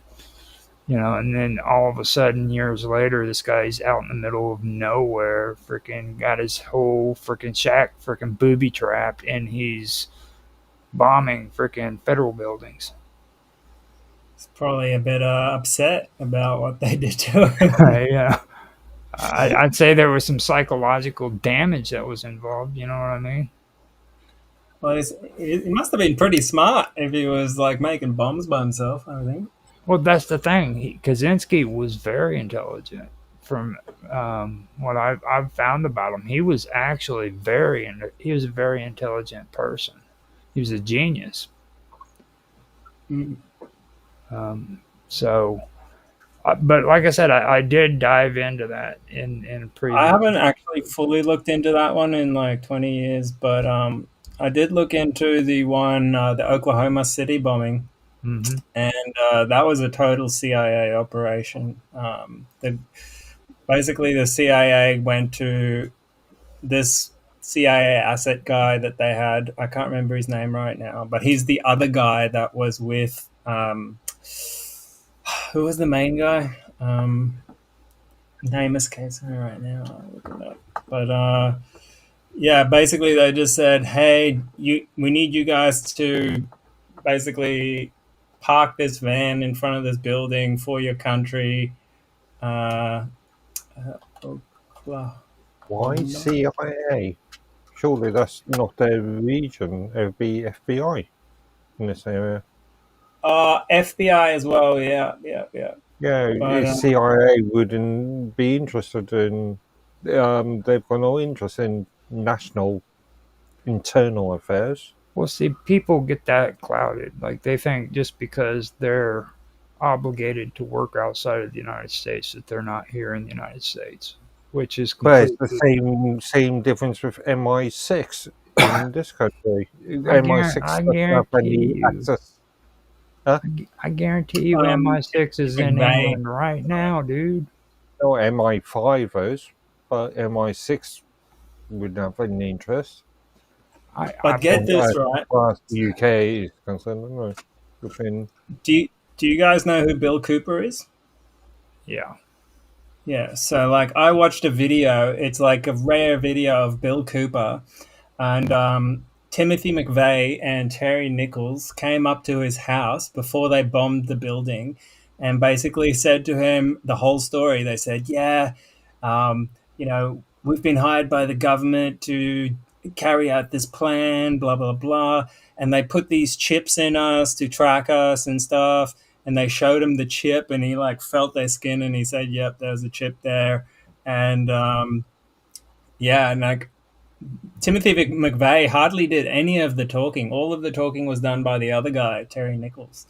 And and basically he's the one that never got covered in the media. Like he was the John Doe in the media, right? And it all got planted on Timothy McVeigh, and Timothy McVeigh was an army in the army, and yeah, the whole thing was basically an intelligence psyop. For what reason, I'm not sure. I don't know what laws got passed after that, but I'd say it would mean something to do with laws. Always is. Mm. Now, I actually, before we started this, wanted to kind of. I was thinking about maybe saying it, but I guess this would be the best time to say it when it comes to a lot of this stuff. Like a lot of the stuff I went over, I couldn't honestly tell you what most of this amounts to because when I first started doing this series, I wanted to talk about more modern conspiracies and more particularly on like the New World Order and what people think of it. You know what I mean? And when I started it, I freaking started going through this stuff and the whole point I wanted to make was the fact that like people think that the new world order is coming, but the truth of the matter is it's already here. It's just we're too stupid to realize it. You know what I mean? Um, Yeah, yeah. and to when it comes to what you were just saying and all of the agendas supposedly behind a lot of this, if people who actually research this stuff are honest with themselves and other people, they can honestly say that they really don't know what the outcome to this is. You know, it could be anything. There's some people who believe that it's an alien agenda. There's some people who believe that there's going to be a calling. Um, there's some people who believe this and that. But the truth of the matter is, if they're honest with themselves, nobody really knows. You know what I mean? Well, you can make some pretty close approximations, I think, like based on what we can see in the evidence. We know for a fact they're trying to basically create a one world government. All right, they even have an organization that's called the World Government Forum. Right, they meet up every year. They discuss how they're going to change things around the world, and it's an unelected body of people, and they just want to create more power for themselves. Right. And they were some of the same people that created the UN, the WEF, the MIF, the WEF, all that stuff. And these non-government bodies, transnational bodies, will their goal is to eventually bring them all together in one power structure. All right. We also know that they're trying to change the laws in all the different countries to basically limit the freedoms of people and keep them poor, right? While they get these huge funds like BlackRock in them to amass most of the wealth on the planet. And they're doing that at a crazy fast rate. At the same time, we do know that they're basically bankrupting every country by printing more and more money, devaluing the currencies, while the rich institutions buy up all the gold and the precious metals and stuff like that. Okay. We also know that they're buying Whoa. Let's not run off with massive conspiracy theories that are totally incorrect. First of all, the UN and WEF and various other institutions were created by, especially the UN, was created by governments. This is well documented. All you have to do is do some research rather than playing on some sort of conspiracy theory. Sovereign money printing is defined by government and the banks of that country. Who funded the creation of the UN? Through taxpayers. John D. Rockefeller Jr. played a pivotal role in the establishment of the early development of the United Nations. Her contributions were both financial and strategic, helping to secure a permanent home for the organization in New York City. John D. Rockefeller donated 17 acres of land in the East River of Manhattan to the United Nations in 1946. Hold on now. Let's hear what you got to say there, Mark. Thank you. So yeah, we've got private and public ventures. That doesn't mean but what we're saying, Mark, is hold on, it's these rich people that are basically creating these one world government organizations. The United Nations was created. In fact, Britain was one of the original signatories of the United Nations. And your point is? I'm not sure if the US was, but I know Britain and France was. You mean the same Britain that created like the world's first big empire and wanted to control all the people around the planet? That Great Britain? Whatever. Whatever, nothing, man.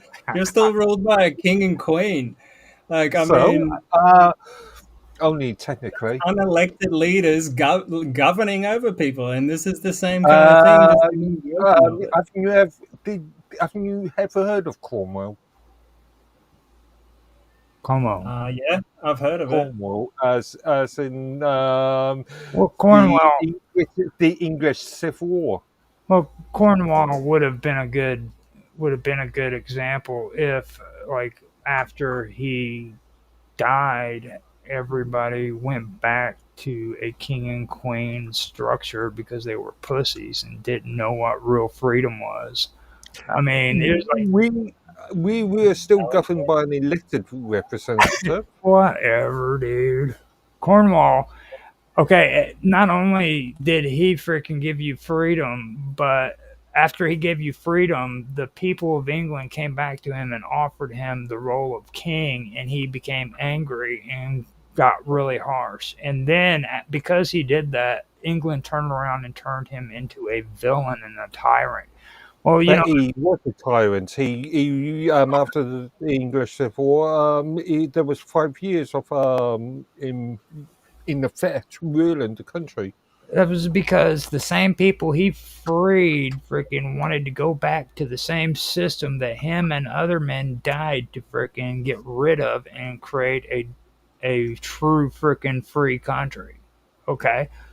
As a matter of fact, they turn around and they replace the government that he had with a king and queen. They didn't replace the government. They gave or they we the monarch did become King Charles II. Can you just inform the public, including me, what you're talking about? Like, what is Cornwall and what's the significance to a conspiracy? Cornwall was the one who fought the English Revolution. I think it was the first one. I believe Civil War. No. the first or second Civil War. And who? He actually won. Okay, and when he won, he wanted to freaking give power to the people of England and not have a king and queen, a monarchy. What happened though is that a lot of these royal families and nobles approached him and said to him that they wanted to go back to a monarchy and that they wanted to make him king of England. Okay. And he became outraged. He became outraged by this because of the amount of people who had died in the freaking Civil War just previously, to freaking give England the freedoms that he wanted them to have. So he became real strict, real tyrannical. I guess you could say. You know what I mean? But when you look at the evidence, though, I would be pissed off too. I mean, what would happen if freaking they did the same thing to George Washington after freaking he fought in the Revolutionary War? What would happen if these colonials came back to him and said, "We don't like this. We want to change it back to what it was"? You would have a British monarch. Same old tactic, man. They do it still to this day, where that if you're a threat to them, they'll often try and entice you into their group first, try and buy you off, and then turn you into an asset. It's been done since time immemorial. And if they can't do that, then they'll kill you. Allegedly. Okay, so since you brought it up that we need to stay on topic, I'm gonna start it off here. Now, when it comes to these universities, okay, I want to mention that the most notable institutions that were involved was Harvard University and McGill University when it came to MK Ultra. And they're the ones that did most of the experiments. Now at McGill, the guy who was involved in that was Ewan Cameron. Okay. Now, have you guys ever heard of psychic driving techniques? I have. I'm just not. It's not on the tip of my tongue right now what it is. Is it sort of suggestion? Yeah, kind of. Now, what happened with psychic driving techniques? What they would do is they take the patients and they would drug them, then they'd strip them of their clothing sometimes, and then like they would make it to where they didn't have any sense of time or identity. They'd have like amnesia. They would put them in a state where they had amnesia and they didn't know what time it was, what the year was, anything. You know what I mean? They didn't even know what time it was on the clock. Okay. Oh yeah, I've done that. Yeah. Then they'd bombard them with like recorded messages. If you watch the old TV shows, they would show like freaking people being put in front of a screen and all these images being put in their face. What was that one? Uh, what was that one where it came out of Clockwork Orange. Yeah, Clockwork Orange is a good example. That's what they're talking about, where they peeled his eyes open and put those eye drops into his eyes and made him watch films to and what that was supposed to do is it was aimed at implanting new thought patterns within their brain, basically behavior modification. You know what I mean? So that's what was basically taking place, and that was really really important when it came to CIA strategies during the Cold War, because they thought that was how they could create assets who could go behind enemy lines and do what they wanted to and obey every command that was given to them. You know what I mean? This isn't conspiracy either. This is known information. You can find it on the internet, whatever. Go look for the freaking files and stuff. They're open to the public. What do you guys think about that? Being real quiet. I think, did we lose Mr. Robot? Don't know. Sorry, my mic was muted. Yeah, pretty brutal techniques they used back then. Yeah, a lot of people got kind of damaged and went psycho after that. Now, after mentioning that, I also want to get into psychological manipulation when it comes not only to like the personal levels, like the strategies that the CIA used on patients and stuff in colleges or experiments, but I also want to talk about propaganda when it comes to psychological operations that were used on the public. Everybody, you know what I mean, in public opinion and in here in the United States and over there, and like what you guys freaking were told and things like that. This is where I decided I wanted to talk about Operation Mockingbird. The so-called nudge units. Before you talk about that, we should actually mention that this happened way before then, with like indoctrinating kids with false history in schools. Like, I'm sure we all have examples of that, where we get taught like a Western-centric version of history, and you grow up with that, and you see the whole world through that lens. And that is a type of psychological, operation where False history or limited history? yeah, Cherry pick history rather than false history. well, yeah, you could say it is kind of false in a sense. Like if you say, Christopher Columbus founded Southern Africa, or like that's not exactly true. Like Well, he that's came not there, true. but there was people there already. It's not like he discovered it. But yeah, we got taught that kind of stuff in school, and I took it as gospel until only like way later on in my life I realized, wait a minute, this doesn't make any sense.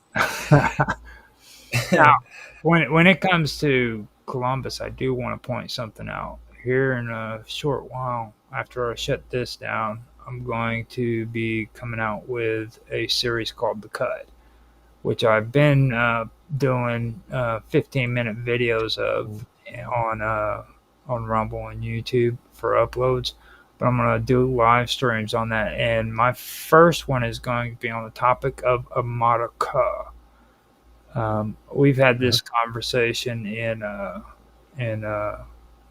Elements chat room at one point, but Mark Edworthy doesn't remember it. but this is actually the truth about Possibly. this is actually the truth about how the name America came to be, especially when it comes to like maps and who actually created the first freaking map of America and stuff of that nature. Okay, yeah, I have commented on that. So In very limited, yeah. so if you guys are interested, we can get into that too, because that's a very, very good conversation right there. Yeah, I'd like to do that. And the one thing too that when it comes to this, you got to understand too that these people go. I mean, like the education system, first of all, is they're pretty ignorant about how they do things. Like the books that the textbooks that they put out goes according to the bestsellers list. Like educational systems have a bestsellers list compared just like regular book companies do. Yeah, you do the US system No, mainly. you guys do it too. Yeah, You guys- different countries will have a slightly different take on this. That's They just all like- go according to a bestsellers list. The ones that sell the best and they go according to that, not about the information that's being put out. So you have different levels like that too, which is very important to take into consideration. Like, and then here in the United States, it's not mandatory for college students to take history. Okay, and the history that's being taught to children is pretty horrible. It really is. Like they're not being told the actual history of how things were. Now, if you get into college, you can hear about it, but now when you're a college student, it's not really a mandatory curriculum. It's something you can pick or choose. So the majority of people who get into college or university, they don't hear what the actual history lessons are being taught. Because they don't like history by the time they make it to college. Oh yeah, that makes sense. I hated history in school just because I felt like it was propaganda, basically. Kind of reminded me of it. I am aware of a few people that have gone to universities and done PhDs. And if anyone out there hates history like I did, I'm going to tell you now, you need to look into it yourself because history is much more amazing than you could ever imagine. And like the stuff that has happened on this planet is better than all the best movies you've ever seen put together times 10. Like it is epic, some of the stuff that's happened in history. Maybe Sorry to some of interrupt it. you, Mark. Oh, it was great. It was great. You did good. Now go ahead, Mark Edwilly. No, I was just thinking. I know of a couple of people who studied various elements of history, both at university, bachelor's and PhD, possibly PhD sort of standard. We'll talk to them. They'll tell you the same thing I just told you. They're one of many who actually did it, and it's really a shame, to be honest with you. And I guarantee you, they won't disagree with me. They'll tell you the same thing I'm telling you right now. Sorry if I derailed you, Roger. You were saying something about Operation Mockingbird? Well, it's fine, but yeah, I can get into the Operation Mockingbird. Now, Operation Mockingbird basically was a covert Central Intelligence Agency program, okay? And in its early, it was actually brought around in the early years of the Cold War, and it was aimed to like influence people here in the United States and people all around the world. You know what I mean? It was its purpose was to align people's perception of the United States according to the U.S. Foreign policy and the way freaking that we're perceived. You know what I mean? Now, what they did is they started going in and they started. Or actually, first the person who was first in charge of it was a guy by the name of Frank Wisner. Have you ever heard of him? No. Okay, Frank Wisner was the one who was appointed head of the office, and it was called the CIA Office of Policy Coordination, and that was in 1948. This kind of goes with what Mark was talking about, how it goes all the way back into the 40s and stuff. Wasn't it you who said that, Mark? Yeah, I'd say that, I think 30s. Yeah. Yeah, 40s, 30s. Now he was in charge of overseeing covert operations, and he actually started realizing like how the media could be a potential weapon when it comes to psychological warfare and ideological too. Because like today, you'll hear a lot of people who get on these quote unquote alternative media platforms, and they love Jesus so much. They love, you know what I'm saying? And Yeah. they keep spreading this hate, and that's what that is. That's ideological warfare. These people have been converted into Jesus loving warmongers.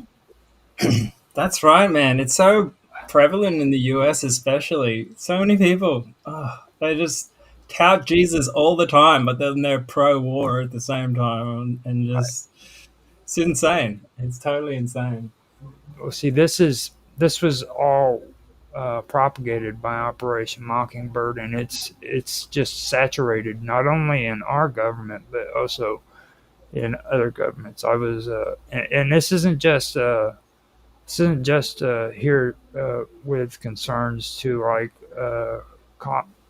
people fighting against socialism. The socialists did it themselves. I was doing last year. Me and Mark were doing frickin' Roger's Real Time Talk Show, and I found a part where they were talking in England about kids in church.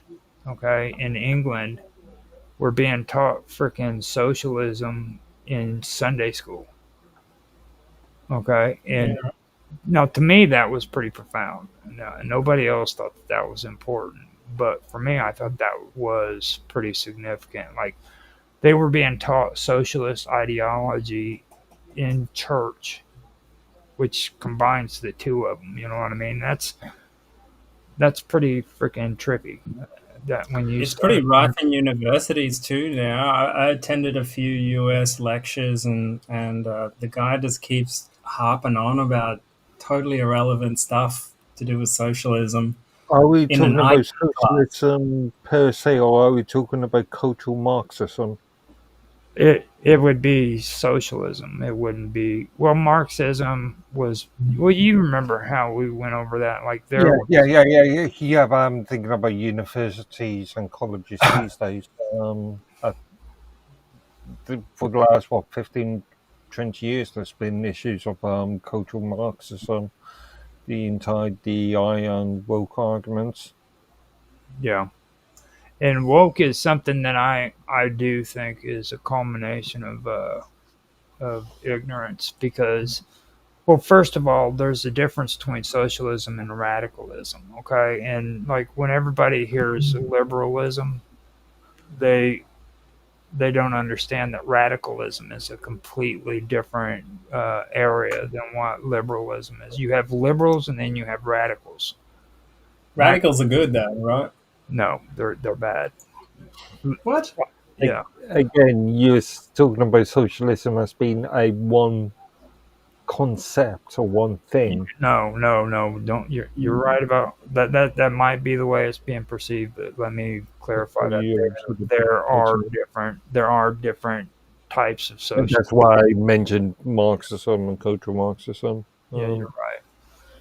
That's a good point. You are right, and they don't get along all the time. Okay, these groups are not friends. They're socialists, all of them, but they do not get along. A lot of the wars that have culminated for the since the 20th century and maybe even a little bit before that, I believe has culminated because of socialism. All of these socialist groups do not like one another, and they are constantly fighting with each other. Probably by design, I'd say. Yeah, probably. Probably. No, it goes back to my point earlier about the red and white during the Bolshevik Revolution, and things like Trotsky being moved by Stalin. What was it, the 1933 purge of Russian politicians? Yeah. Well, you had a lot of things going on there. You know what I mean? Like, if you're going to get into Russia, we'd have to freaking discuss the pogroms too, or the pogroms, where they were systematically murdering people because of their ethnic beliefs and stuff of that nature. And then that went on all the way up until the 90s. Like, whenever you remember Croatia, right? Yeah. And Lithuania. Yeah. I mean, that stuff is directly a directory, Georgia. right? Ethnic cleansing and all that. Yeah, yeah. That goes all the way back to what you're talking about right there. So I don't know. There was again. This is just after the Soviet fell, the USSR fell, and obviously there was a vacuum, a power vacuum, and they all in this went right country. back. They all went right back to their old ways. You know, started doing mass genocides and things of that nature. I'm not sure if genocide is the correct term in this specific context. You know. So when it comes to the ideology and the psychological warfare, I do have some notable figures that were alleged to have connections to the program. Now, there was Philip Graham. He was the publisher of the Washington Post. According to various reporters and later investigators, Graham played a role in facilitating contacts between the CIA and the press. Now, in addition to traditional news media, the CIA also engaged in cultural propaganda. Okay, now, this was under like a broader umbrella of psychological operations. The agency funded like literary journals, cultural exhibitions, film productions, and academic conferences, things of that nature. This is where we get into what I was talking about when it came to like shows like MacGyver and Knight Rider, and how they were trying to make think tanks out to be like this good thing. You know what I mean? This noble thing. Top Gun, all the war movies, You know? Captain America, all that kind of stuff. And that the government was funding this stuff, and to this day you'll hear people talk about, oh, NASA didn't push that, NASA didn't push that. That was sci-fi, that was put on the TV, that everybody understood it. If you didn't understand that meant you were crazy. But Yeah. the truth of the matter is like NASA freaking funded these films so that they could be made. Okay, and nobody seems to catch that part. They don't understand. Like, NASA has been NASA didn't have the money. Part of it was coming from the States, and the majority of it was coming from private advertising, mainly. Yeah, advertising. like I noticed a common theme where they would name movies after real events and operations and stuff like that. And after the movie comes out, you can't find it on the internet anymore because it just gets polluted with all the the media movie stuff. After we're talking about films dating back to the 70s. What internet? What web? Well, let's Well, I'm talking about the 90s, 2000. it's still happening is the point, though. You know what I mean? Like, what was the name of that movie where it had to do with the black hole, and the guy was trapped in it after they freaking. It was not interstellar, but Yeah. What Yeah, was isn't it Interstellar? is that what the name of it? Yeah, I think so. Well, I mean, you take a look at that show, okay, and you cannot, and I know for a fact that it was actually funded partly by NASA, okay, and they put money into it, and they even allowed these people to go in and do research on like how space shuttles and the space So it's station- funded by the taxpayer, in effect, the US taxpayer. right. That's what you're saying, rather than NASA, because NASA is just a Well, governmental agency. Well, they get funding, okay, and there's a certain amount of money that goes to them to where they can manage Yeah, it they on get a their own, budget. Yeah. you know. So it goes from the government directly to them, so they can spend it any way they want it. Now, Within the remit. right now, the thing is they funded this movie, and if you pay attention to what they portrayed as being real, they said that freaking the crops were no longer freaking growable. Okay, we had created this environment where nothing could grow anymore, and the farms were slowly depleting. And that climate or environmental climate deniers had shunned freaking government so bad that they refused to allow it to be discussed in schools. And that NASA had to go into hiding because these people did not want them to be around anymore. They were systematically erased.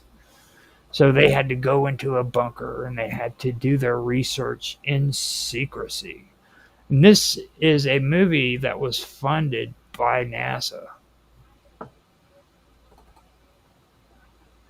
Well, and look what's happening now. You know, that's all part of the 2030 agenda, climate goals. Yeah, I've got a picture of it here somewhere.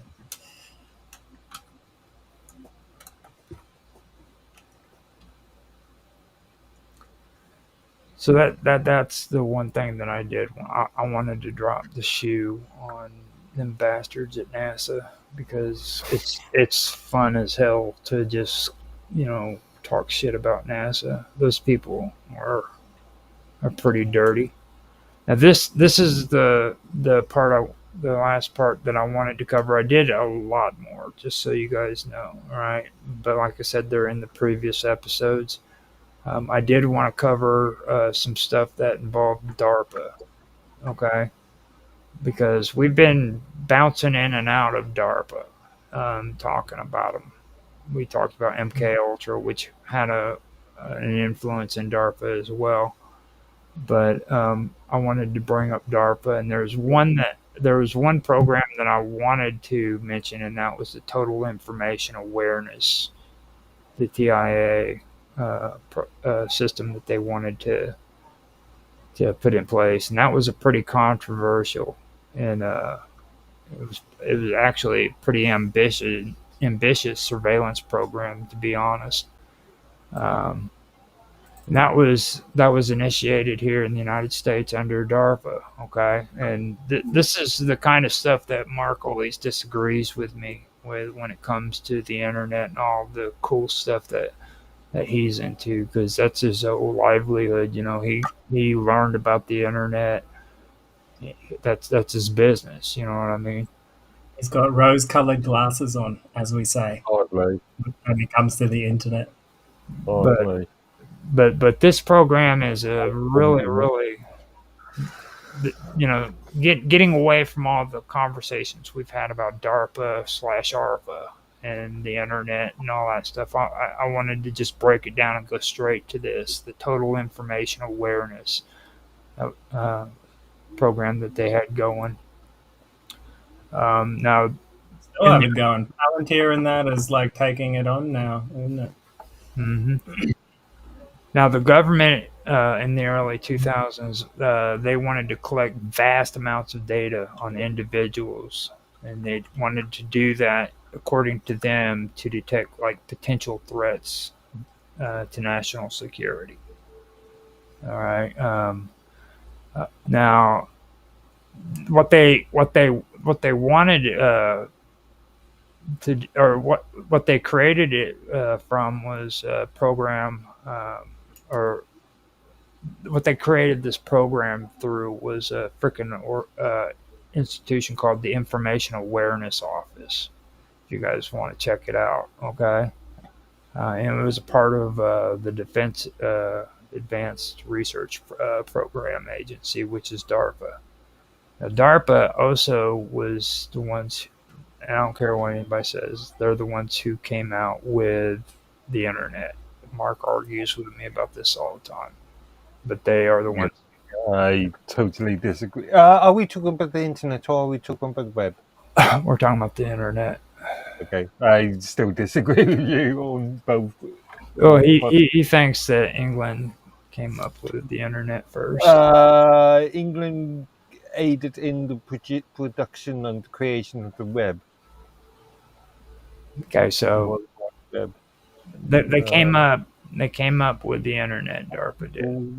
Okay. Technically, After 9/11, they renamed the Total Information Awareness Program into the Terrorism Information Awareness Program. Much more palatable. Right. Now, we've gone over this in the internet is a scam part of the Untethered, and this is where I pointed out to Mark Edworthy. What does URL stand for? Yeah, it's your URL. Universal Resource Locator. Right. And you need to understand that we are a resource. Uniformed. Is it uniformed or universal? Uniformed, I think, actually. I believe you were right the first time. Universal, uniformed. No, it's uniform. Yeah, uniform resource locator. No.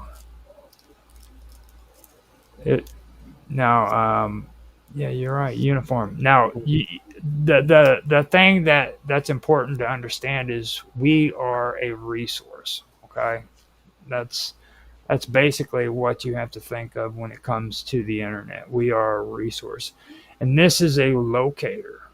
You see what I mean? So when you have to freaking get on the internet and you look up there at your URL, that's what that is for. That's its main purpose, is to locate you. Again, we're mainly talking about web rather than the internet, because as we've already discussed, the internet's a wider sort of concept than the World Wide Web. I'm discussing it all. Well, URL doesn't really represent really a terminology that's used for web addresses. Let's be more specifically, Roger. A URL, aka domain name, is there to locate a web server. All right, it's an easy to type in address to locate a web server on the internet, which might be a domain name. It may not be a domain name. It could be a subdirectory of a domain. So it could be slash. But when it comes to actual tracking, we're talking about fingerprinting your browser, your history, fingerprinting your IP address, your MAC address, your cookies, all that stuff. They also keep that on file, and that is the actual way where they can actually pinpoint who you are, what you're thinking, what you're doing, and track that. Who are they? The evil empire, dude. You know. Royalty. because you've got to consider things like the various data protection laws within in various countries, You such know, as you, GDPR. no one cares about Various the ones of laws, those all will be right? Only considered you as do. personal identifiable information. Mark, you know who they are. Stop. Well, anyway, they changed the laws so that they can do these dragnets, They've mass changed the laws surveillance so they programs. can't. In Now, MI6 would be doing it. NSA definitely does it. I know, like, all the Five Eyes do it. China probably does it. So there's a lot of agencies that, like, keep all this and metadata around the world. I Even just wanted to internet service providers do. I just want to dispel one point that a lot of people make a mistake about. People talk about their IP addresses as being centrament, as being an IP address that is attached to a computer that is always there. Incorrect. For most domestic internet service provider contracts, people will receive what is in effect a dynamically a, um, allocated address, which will change every time you switch on your router or switch on your phone. Switch on your gateway device, or after a certain amount of time, which is really dependent on this However, individuality qualities. However, your internet service provider still gets access to your MAC address, which is a unique identifier, and Indeed. they would be keeping track on which IP addresses you've had over time. So if the government comes They in and will says, only, I want they to will know only who have was viewing this generally website, speaking, they will only have access to the gateway devices. it's still MAC that's all they address. need. So, That is all. yeah. That is all they need. so maybe not. Well, specific actually, computer. in my country anyway, I don't know about yours, they give out, like Telstra gives out these smart routers now, where the internet service provider has backdoor access into your internal LAN, and they can actually see all the MAC addresses on your entire network at any given time. There would be a violation of the Computer Misuse Yeah. Act of Yeah, it would be, Mark. It I- would be, but that's what they the do. UK. I can help you out on this. Okay, I found out too that when you get the service put in, you get rid of the freaking router that they have as their company's router, and you buy your own router and install that. Yeah, and even better, install open Yeah, source firmware but on they it, still can like access OpenWRT, and chuck your VPN on the actual router. Now, what was you saying, Mark? Yeah, but the MAC address is still exposed. Right, exactly. The MAC address is the specific address that is stagnant, that is associated to the whatever network interface you use on the gateway device. Or on it, actually, a MAC address is any is related to any network interface You can card or spoof that network though if interface. you really wanted to. That is illegal in most countries, which is funny enough. I've got a What do you think that is, Mark? yeah, which is funny enough. I've got a device, a Banana Pi RC2 here that that randomizes MAC addresses, which is actually illegal under UK law. Why do you think It's, it doesn't have a static MAC address on its Wi-Fi or Ethernet ports. Or actually, the Good. Wi-Fi, no, good to because break it's the debit law, card, isn't it? on the Ethernet ports, which is actually technically illegal. Well, under good for UK you, Mark. employees. Good on you for breaking the law. I support that.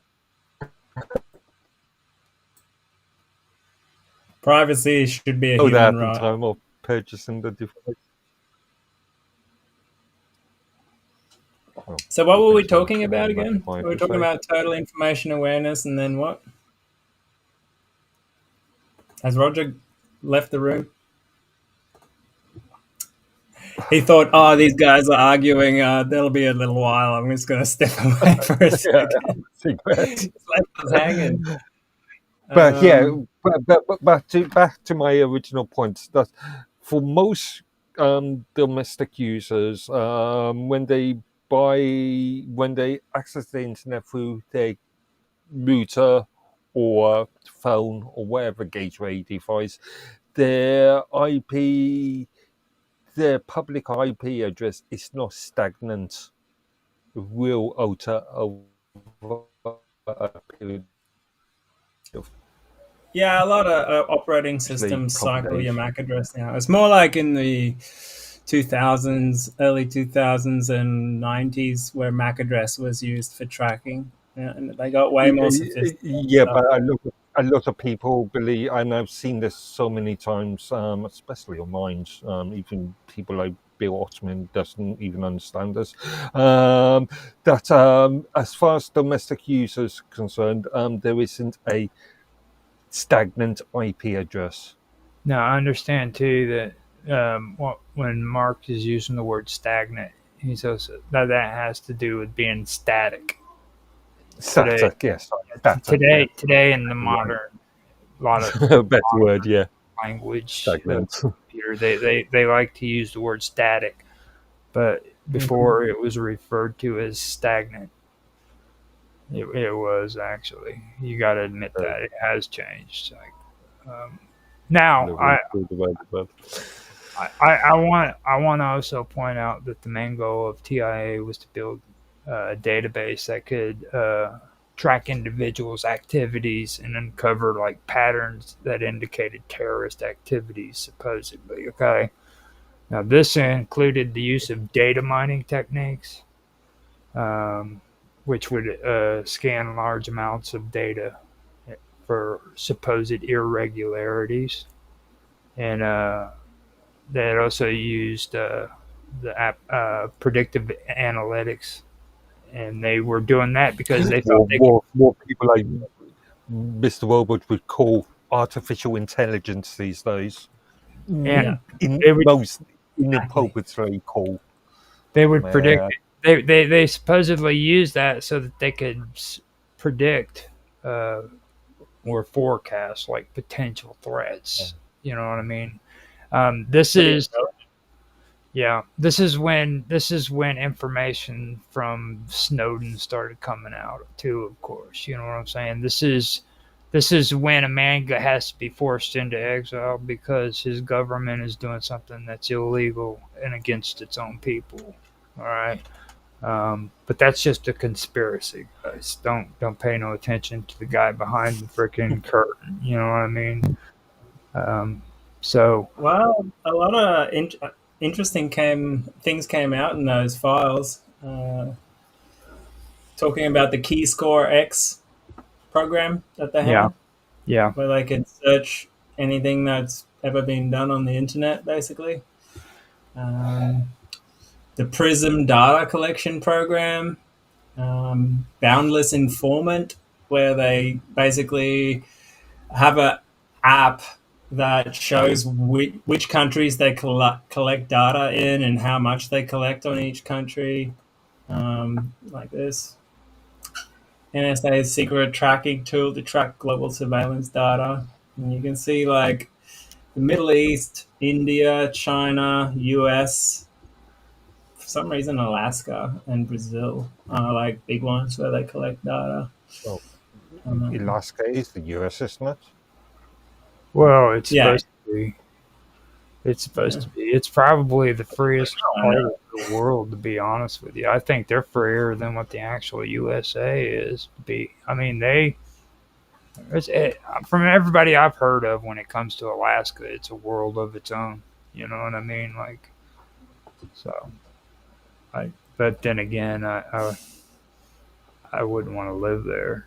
It's kind of like the Yukon. Cold. Yeah, a bit cold. So I wouldn't want to live there. So we have or I have dove deeper into this subject too. We ended up getting into previous conversations on Untethered about the generations of warfare. I thought that stream was so freaking amazing that I used my talking points as notes for one of the episodes I did on this series. And then I also kind of dove deeper and I got into Jade Helm and stuff like that. But I really don't want to like go into that whole subject because it's a whole topic on its own. You know what I mean? I wanted to come to this point and kind of review all of this. Now later on, if you guys want to get into those topics again, we can do it. But like I said, this is the last episode for conspiracy. After this, I'm coming out with two more because my Cosmic Weave video series is coming to an end as well as conspiracy. So I'm gonna have the cut coming Just out. remind me, sorry, Roger, just remind me, Cosmic Weave, what's the subject matter? What was the theme? Oh, the Cosmic Weave is about freaking. Well, a lot of people who are into remote viewing, they really Okay. aren't. They really aren't aware of like where their ideas and their beliefs come from. It has to do with parapsychology, and parapsychology is really deeply woven into the theories of the cosmic egg theory and the cosmic weave.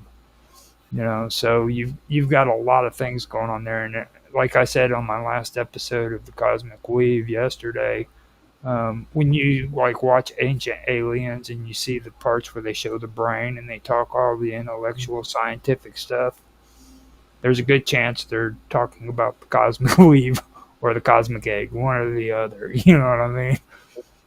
There's a slight I've difference in. never heard anybody call. I've never heard anybody describe the Ancient Alien series as what was it, History Channel, Nature Channel, History Channel, as being intellectual. It It's has little You're known probably the history. first person I've ever heard use that those two that word. they've got little bits and pieces that they catch it. Mark or Mr. Robot, I know you wanted to say something. I think they did a pretty good job on that show. Actually, they've covered a lot of different. Like they did some really good work on that show. I know it's hard to believe, but a lot of it's actually quite good knowledge. Yeah, they do push the alien thing a little bit hard sometimes where it's not warranted, but most of the time they're pretty spot on. They've got some interesting stuff on there. It just with the whole thing that I had with the Cosmic Weave is, I see it in little bits and pieces on these documentaries, but nobody really wants to dive deep into the actual concept of what the Cosmic Weave is. So I tried to give it a chance or tried to give it a try. Do you mean Cosmic Web? The Like, is it's it the called same thing? It's called the Cosmic Weave. It's kind of like I said, the offshoot of the cosmic egg theory. And I don't know if you know much about the cosmic egg. Is the cosmic egg like a supernova or like the beginning of a galaxy or something like that? Well, you know the Is this story.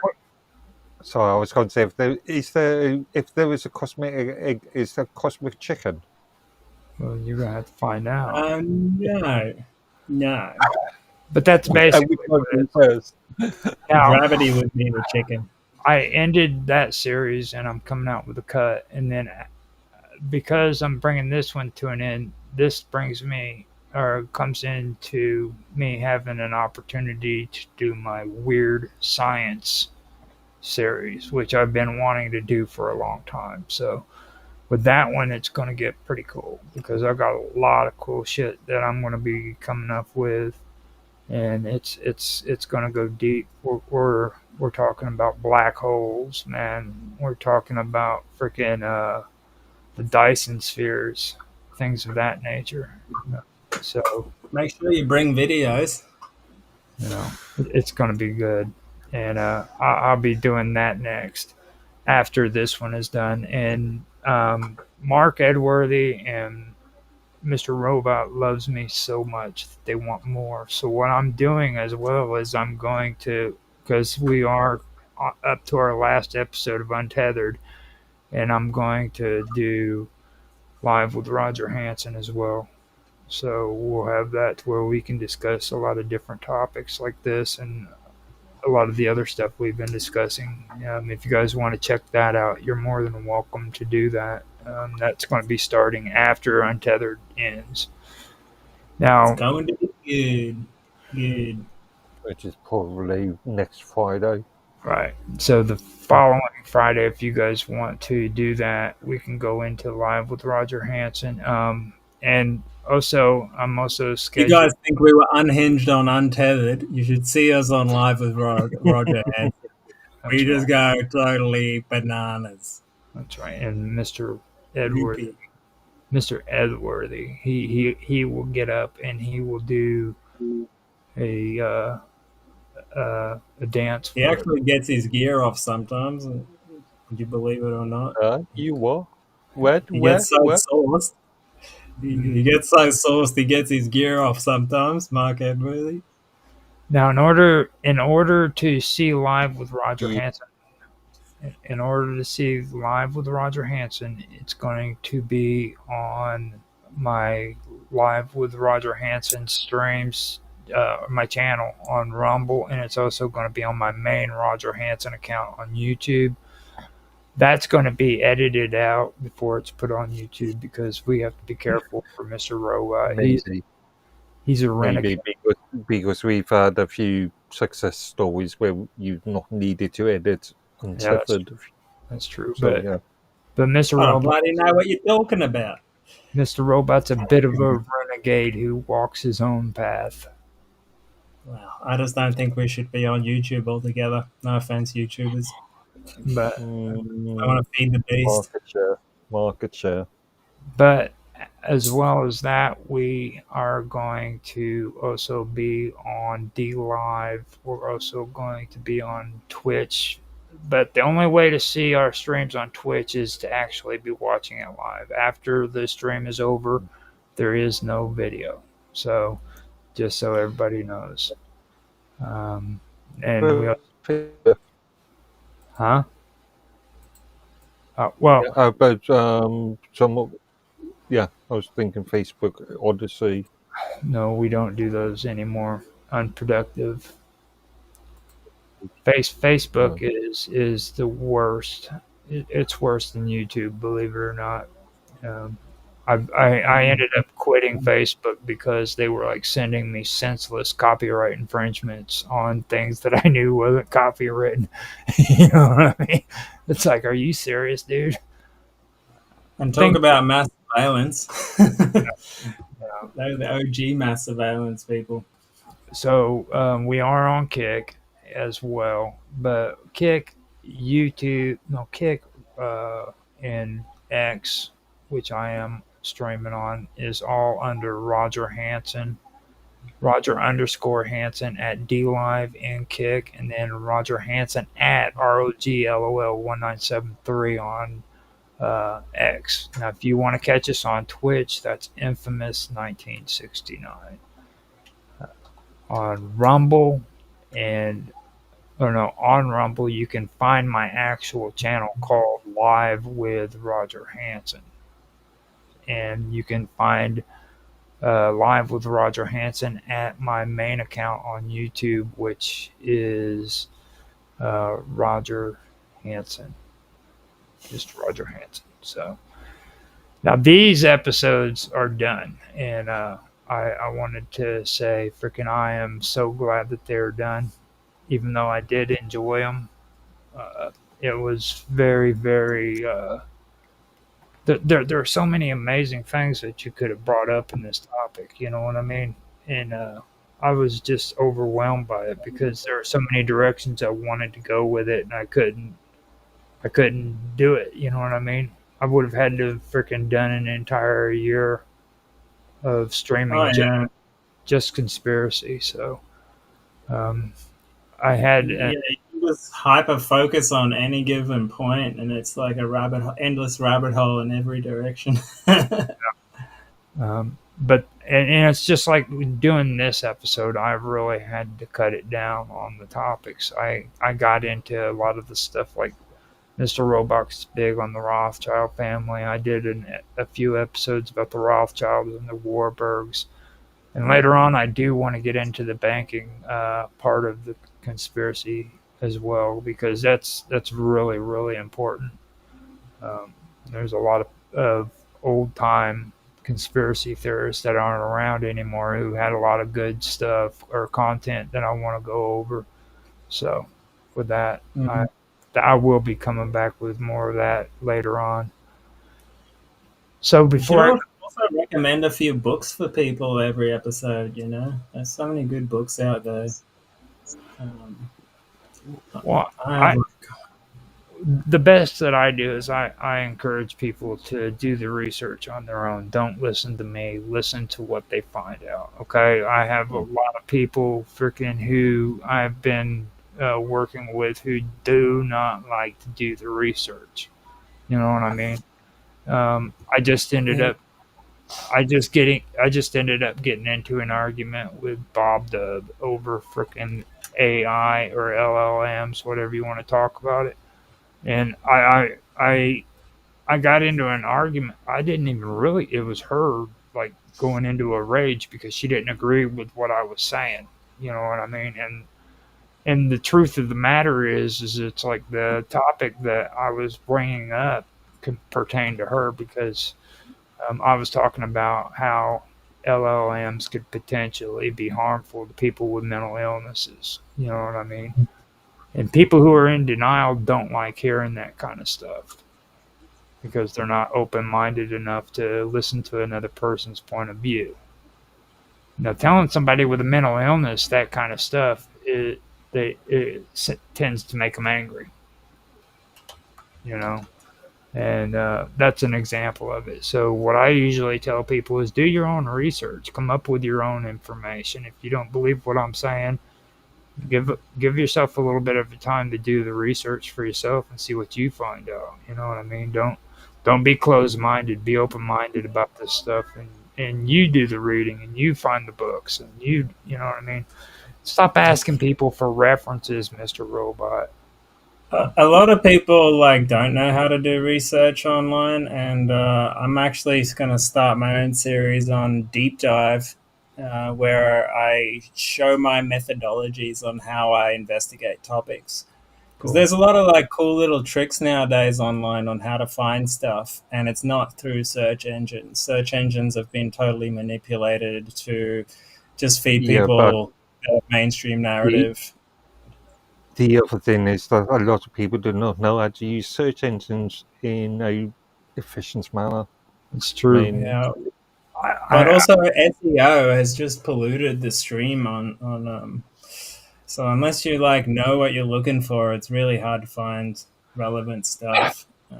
I'll So tell yeah. you what. When it comes to search engines, okay, I freaking thought I was God when I actually found out how to find free porn. It took me years to figure out how to find free porn on the internet. And all I had to do was sit down and learn about search engines, you know? Yeah, yeah. That's it. I remember in the old days finding all those hacker sites that would like hack these porn sites and they'd give you like the passwords and shit to them. Yeah. Funny.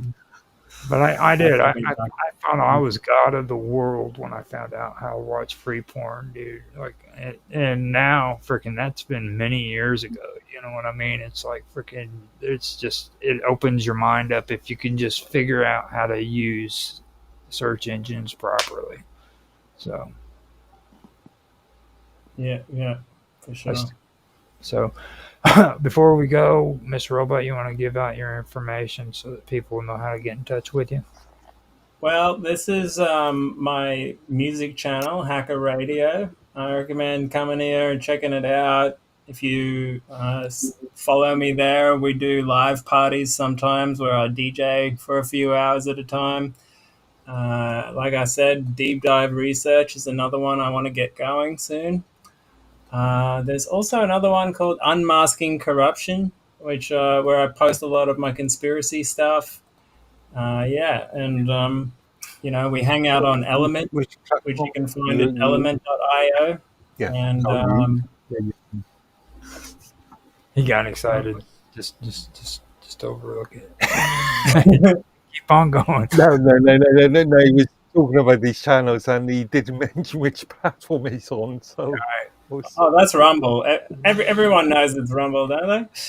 No, but it's good that you said that. Now, Elements, I don't know exactly what your address is there. I don't know my address is. My address here is hashtag conspiracy-theory, and that'll take you to our channel that is called the Tinfoil Hat Club. And we actually also have a space in here called Conspiracy Hub, and it's got all of our let me show you. It's got all of our conspiracy groups, from like secret societies to covert operations, war history, the Grail quest for the Holy Grail. But yeah, most of the time we hang out in the Tinfoil Hat Club, and that's where we like share a lot of our information that's like current and whatnot. So feel free to join us anytime. Okay. Nick and Mr. Edworthy, you want to tell everybody how they can find you? Much more straightforward. Simply just go to minds.com and look for Medworthy. Medworthy. So minds.com/Medworthy. Okay. ME. Yeah. And with me, I'm giving you all my information. If you guys like what you saw today, please like, subscribe, share, make comments. Feel free to make comments because we definitely need them. We're getting sick of all these bots on here just telling us we need to freaking get help with our subscribers. We want to hear real people. So not only that, but it also does help when it comes to showing the platform that we are an active channel. So keep that in mind. That's important. With that, I am going to say I hope that you guys have a good day, good evening, good night, whatever time of the day it is for you. And we're going to end the show. I'll talk to you guys later. And thanks, YouTube, for showing up and being a part of this. I appreciate it. Stay vigilant, folks. Keep your eyes peeled. Keep your head on a swivel. Vigilant, dude.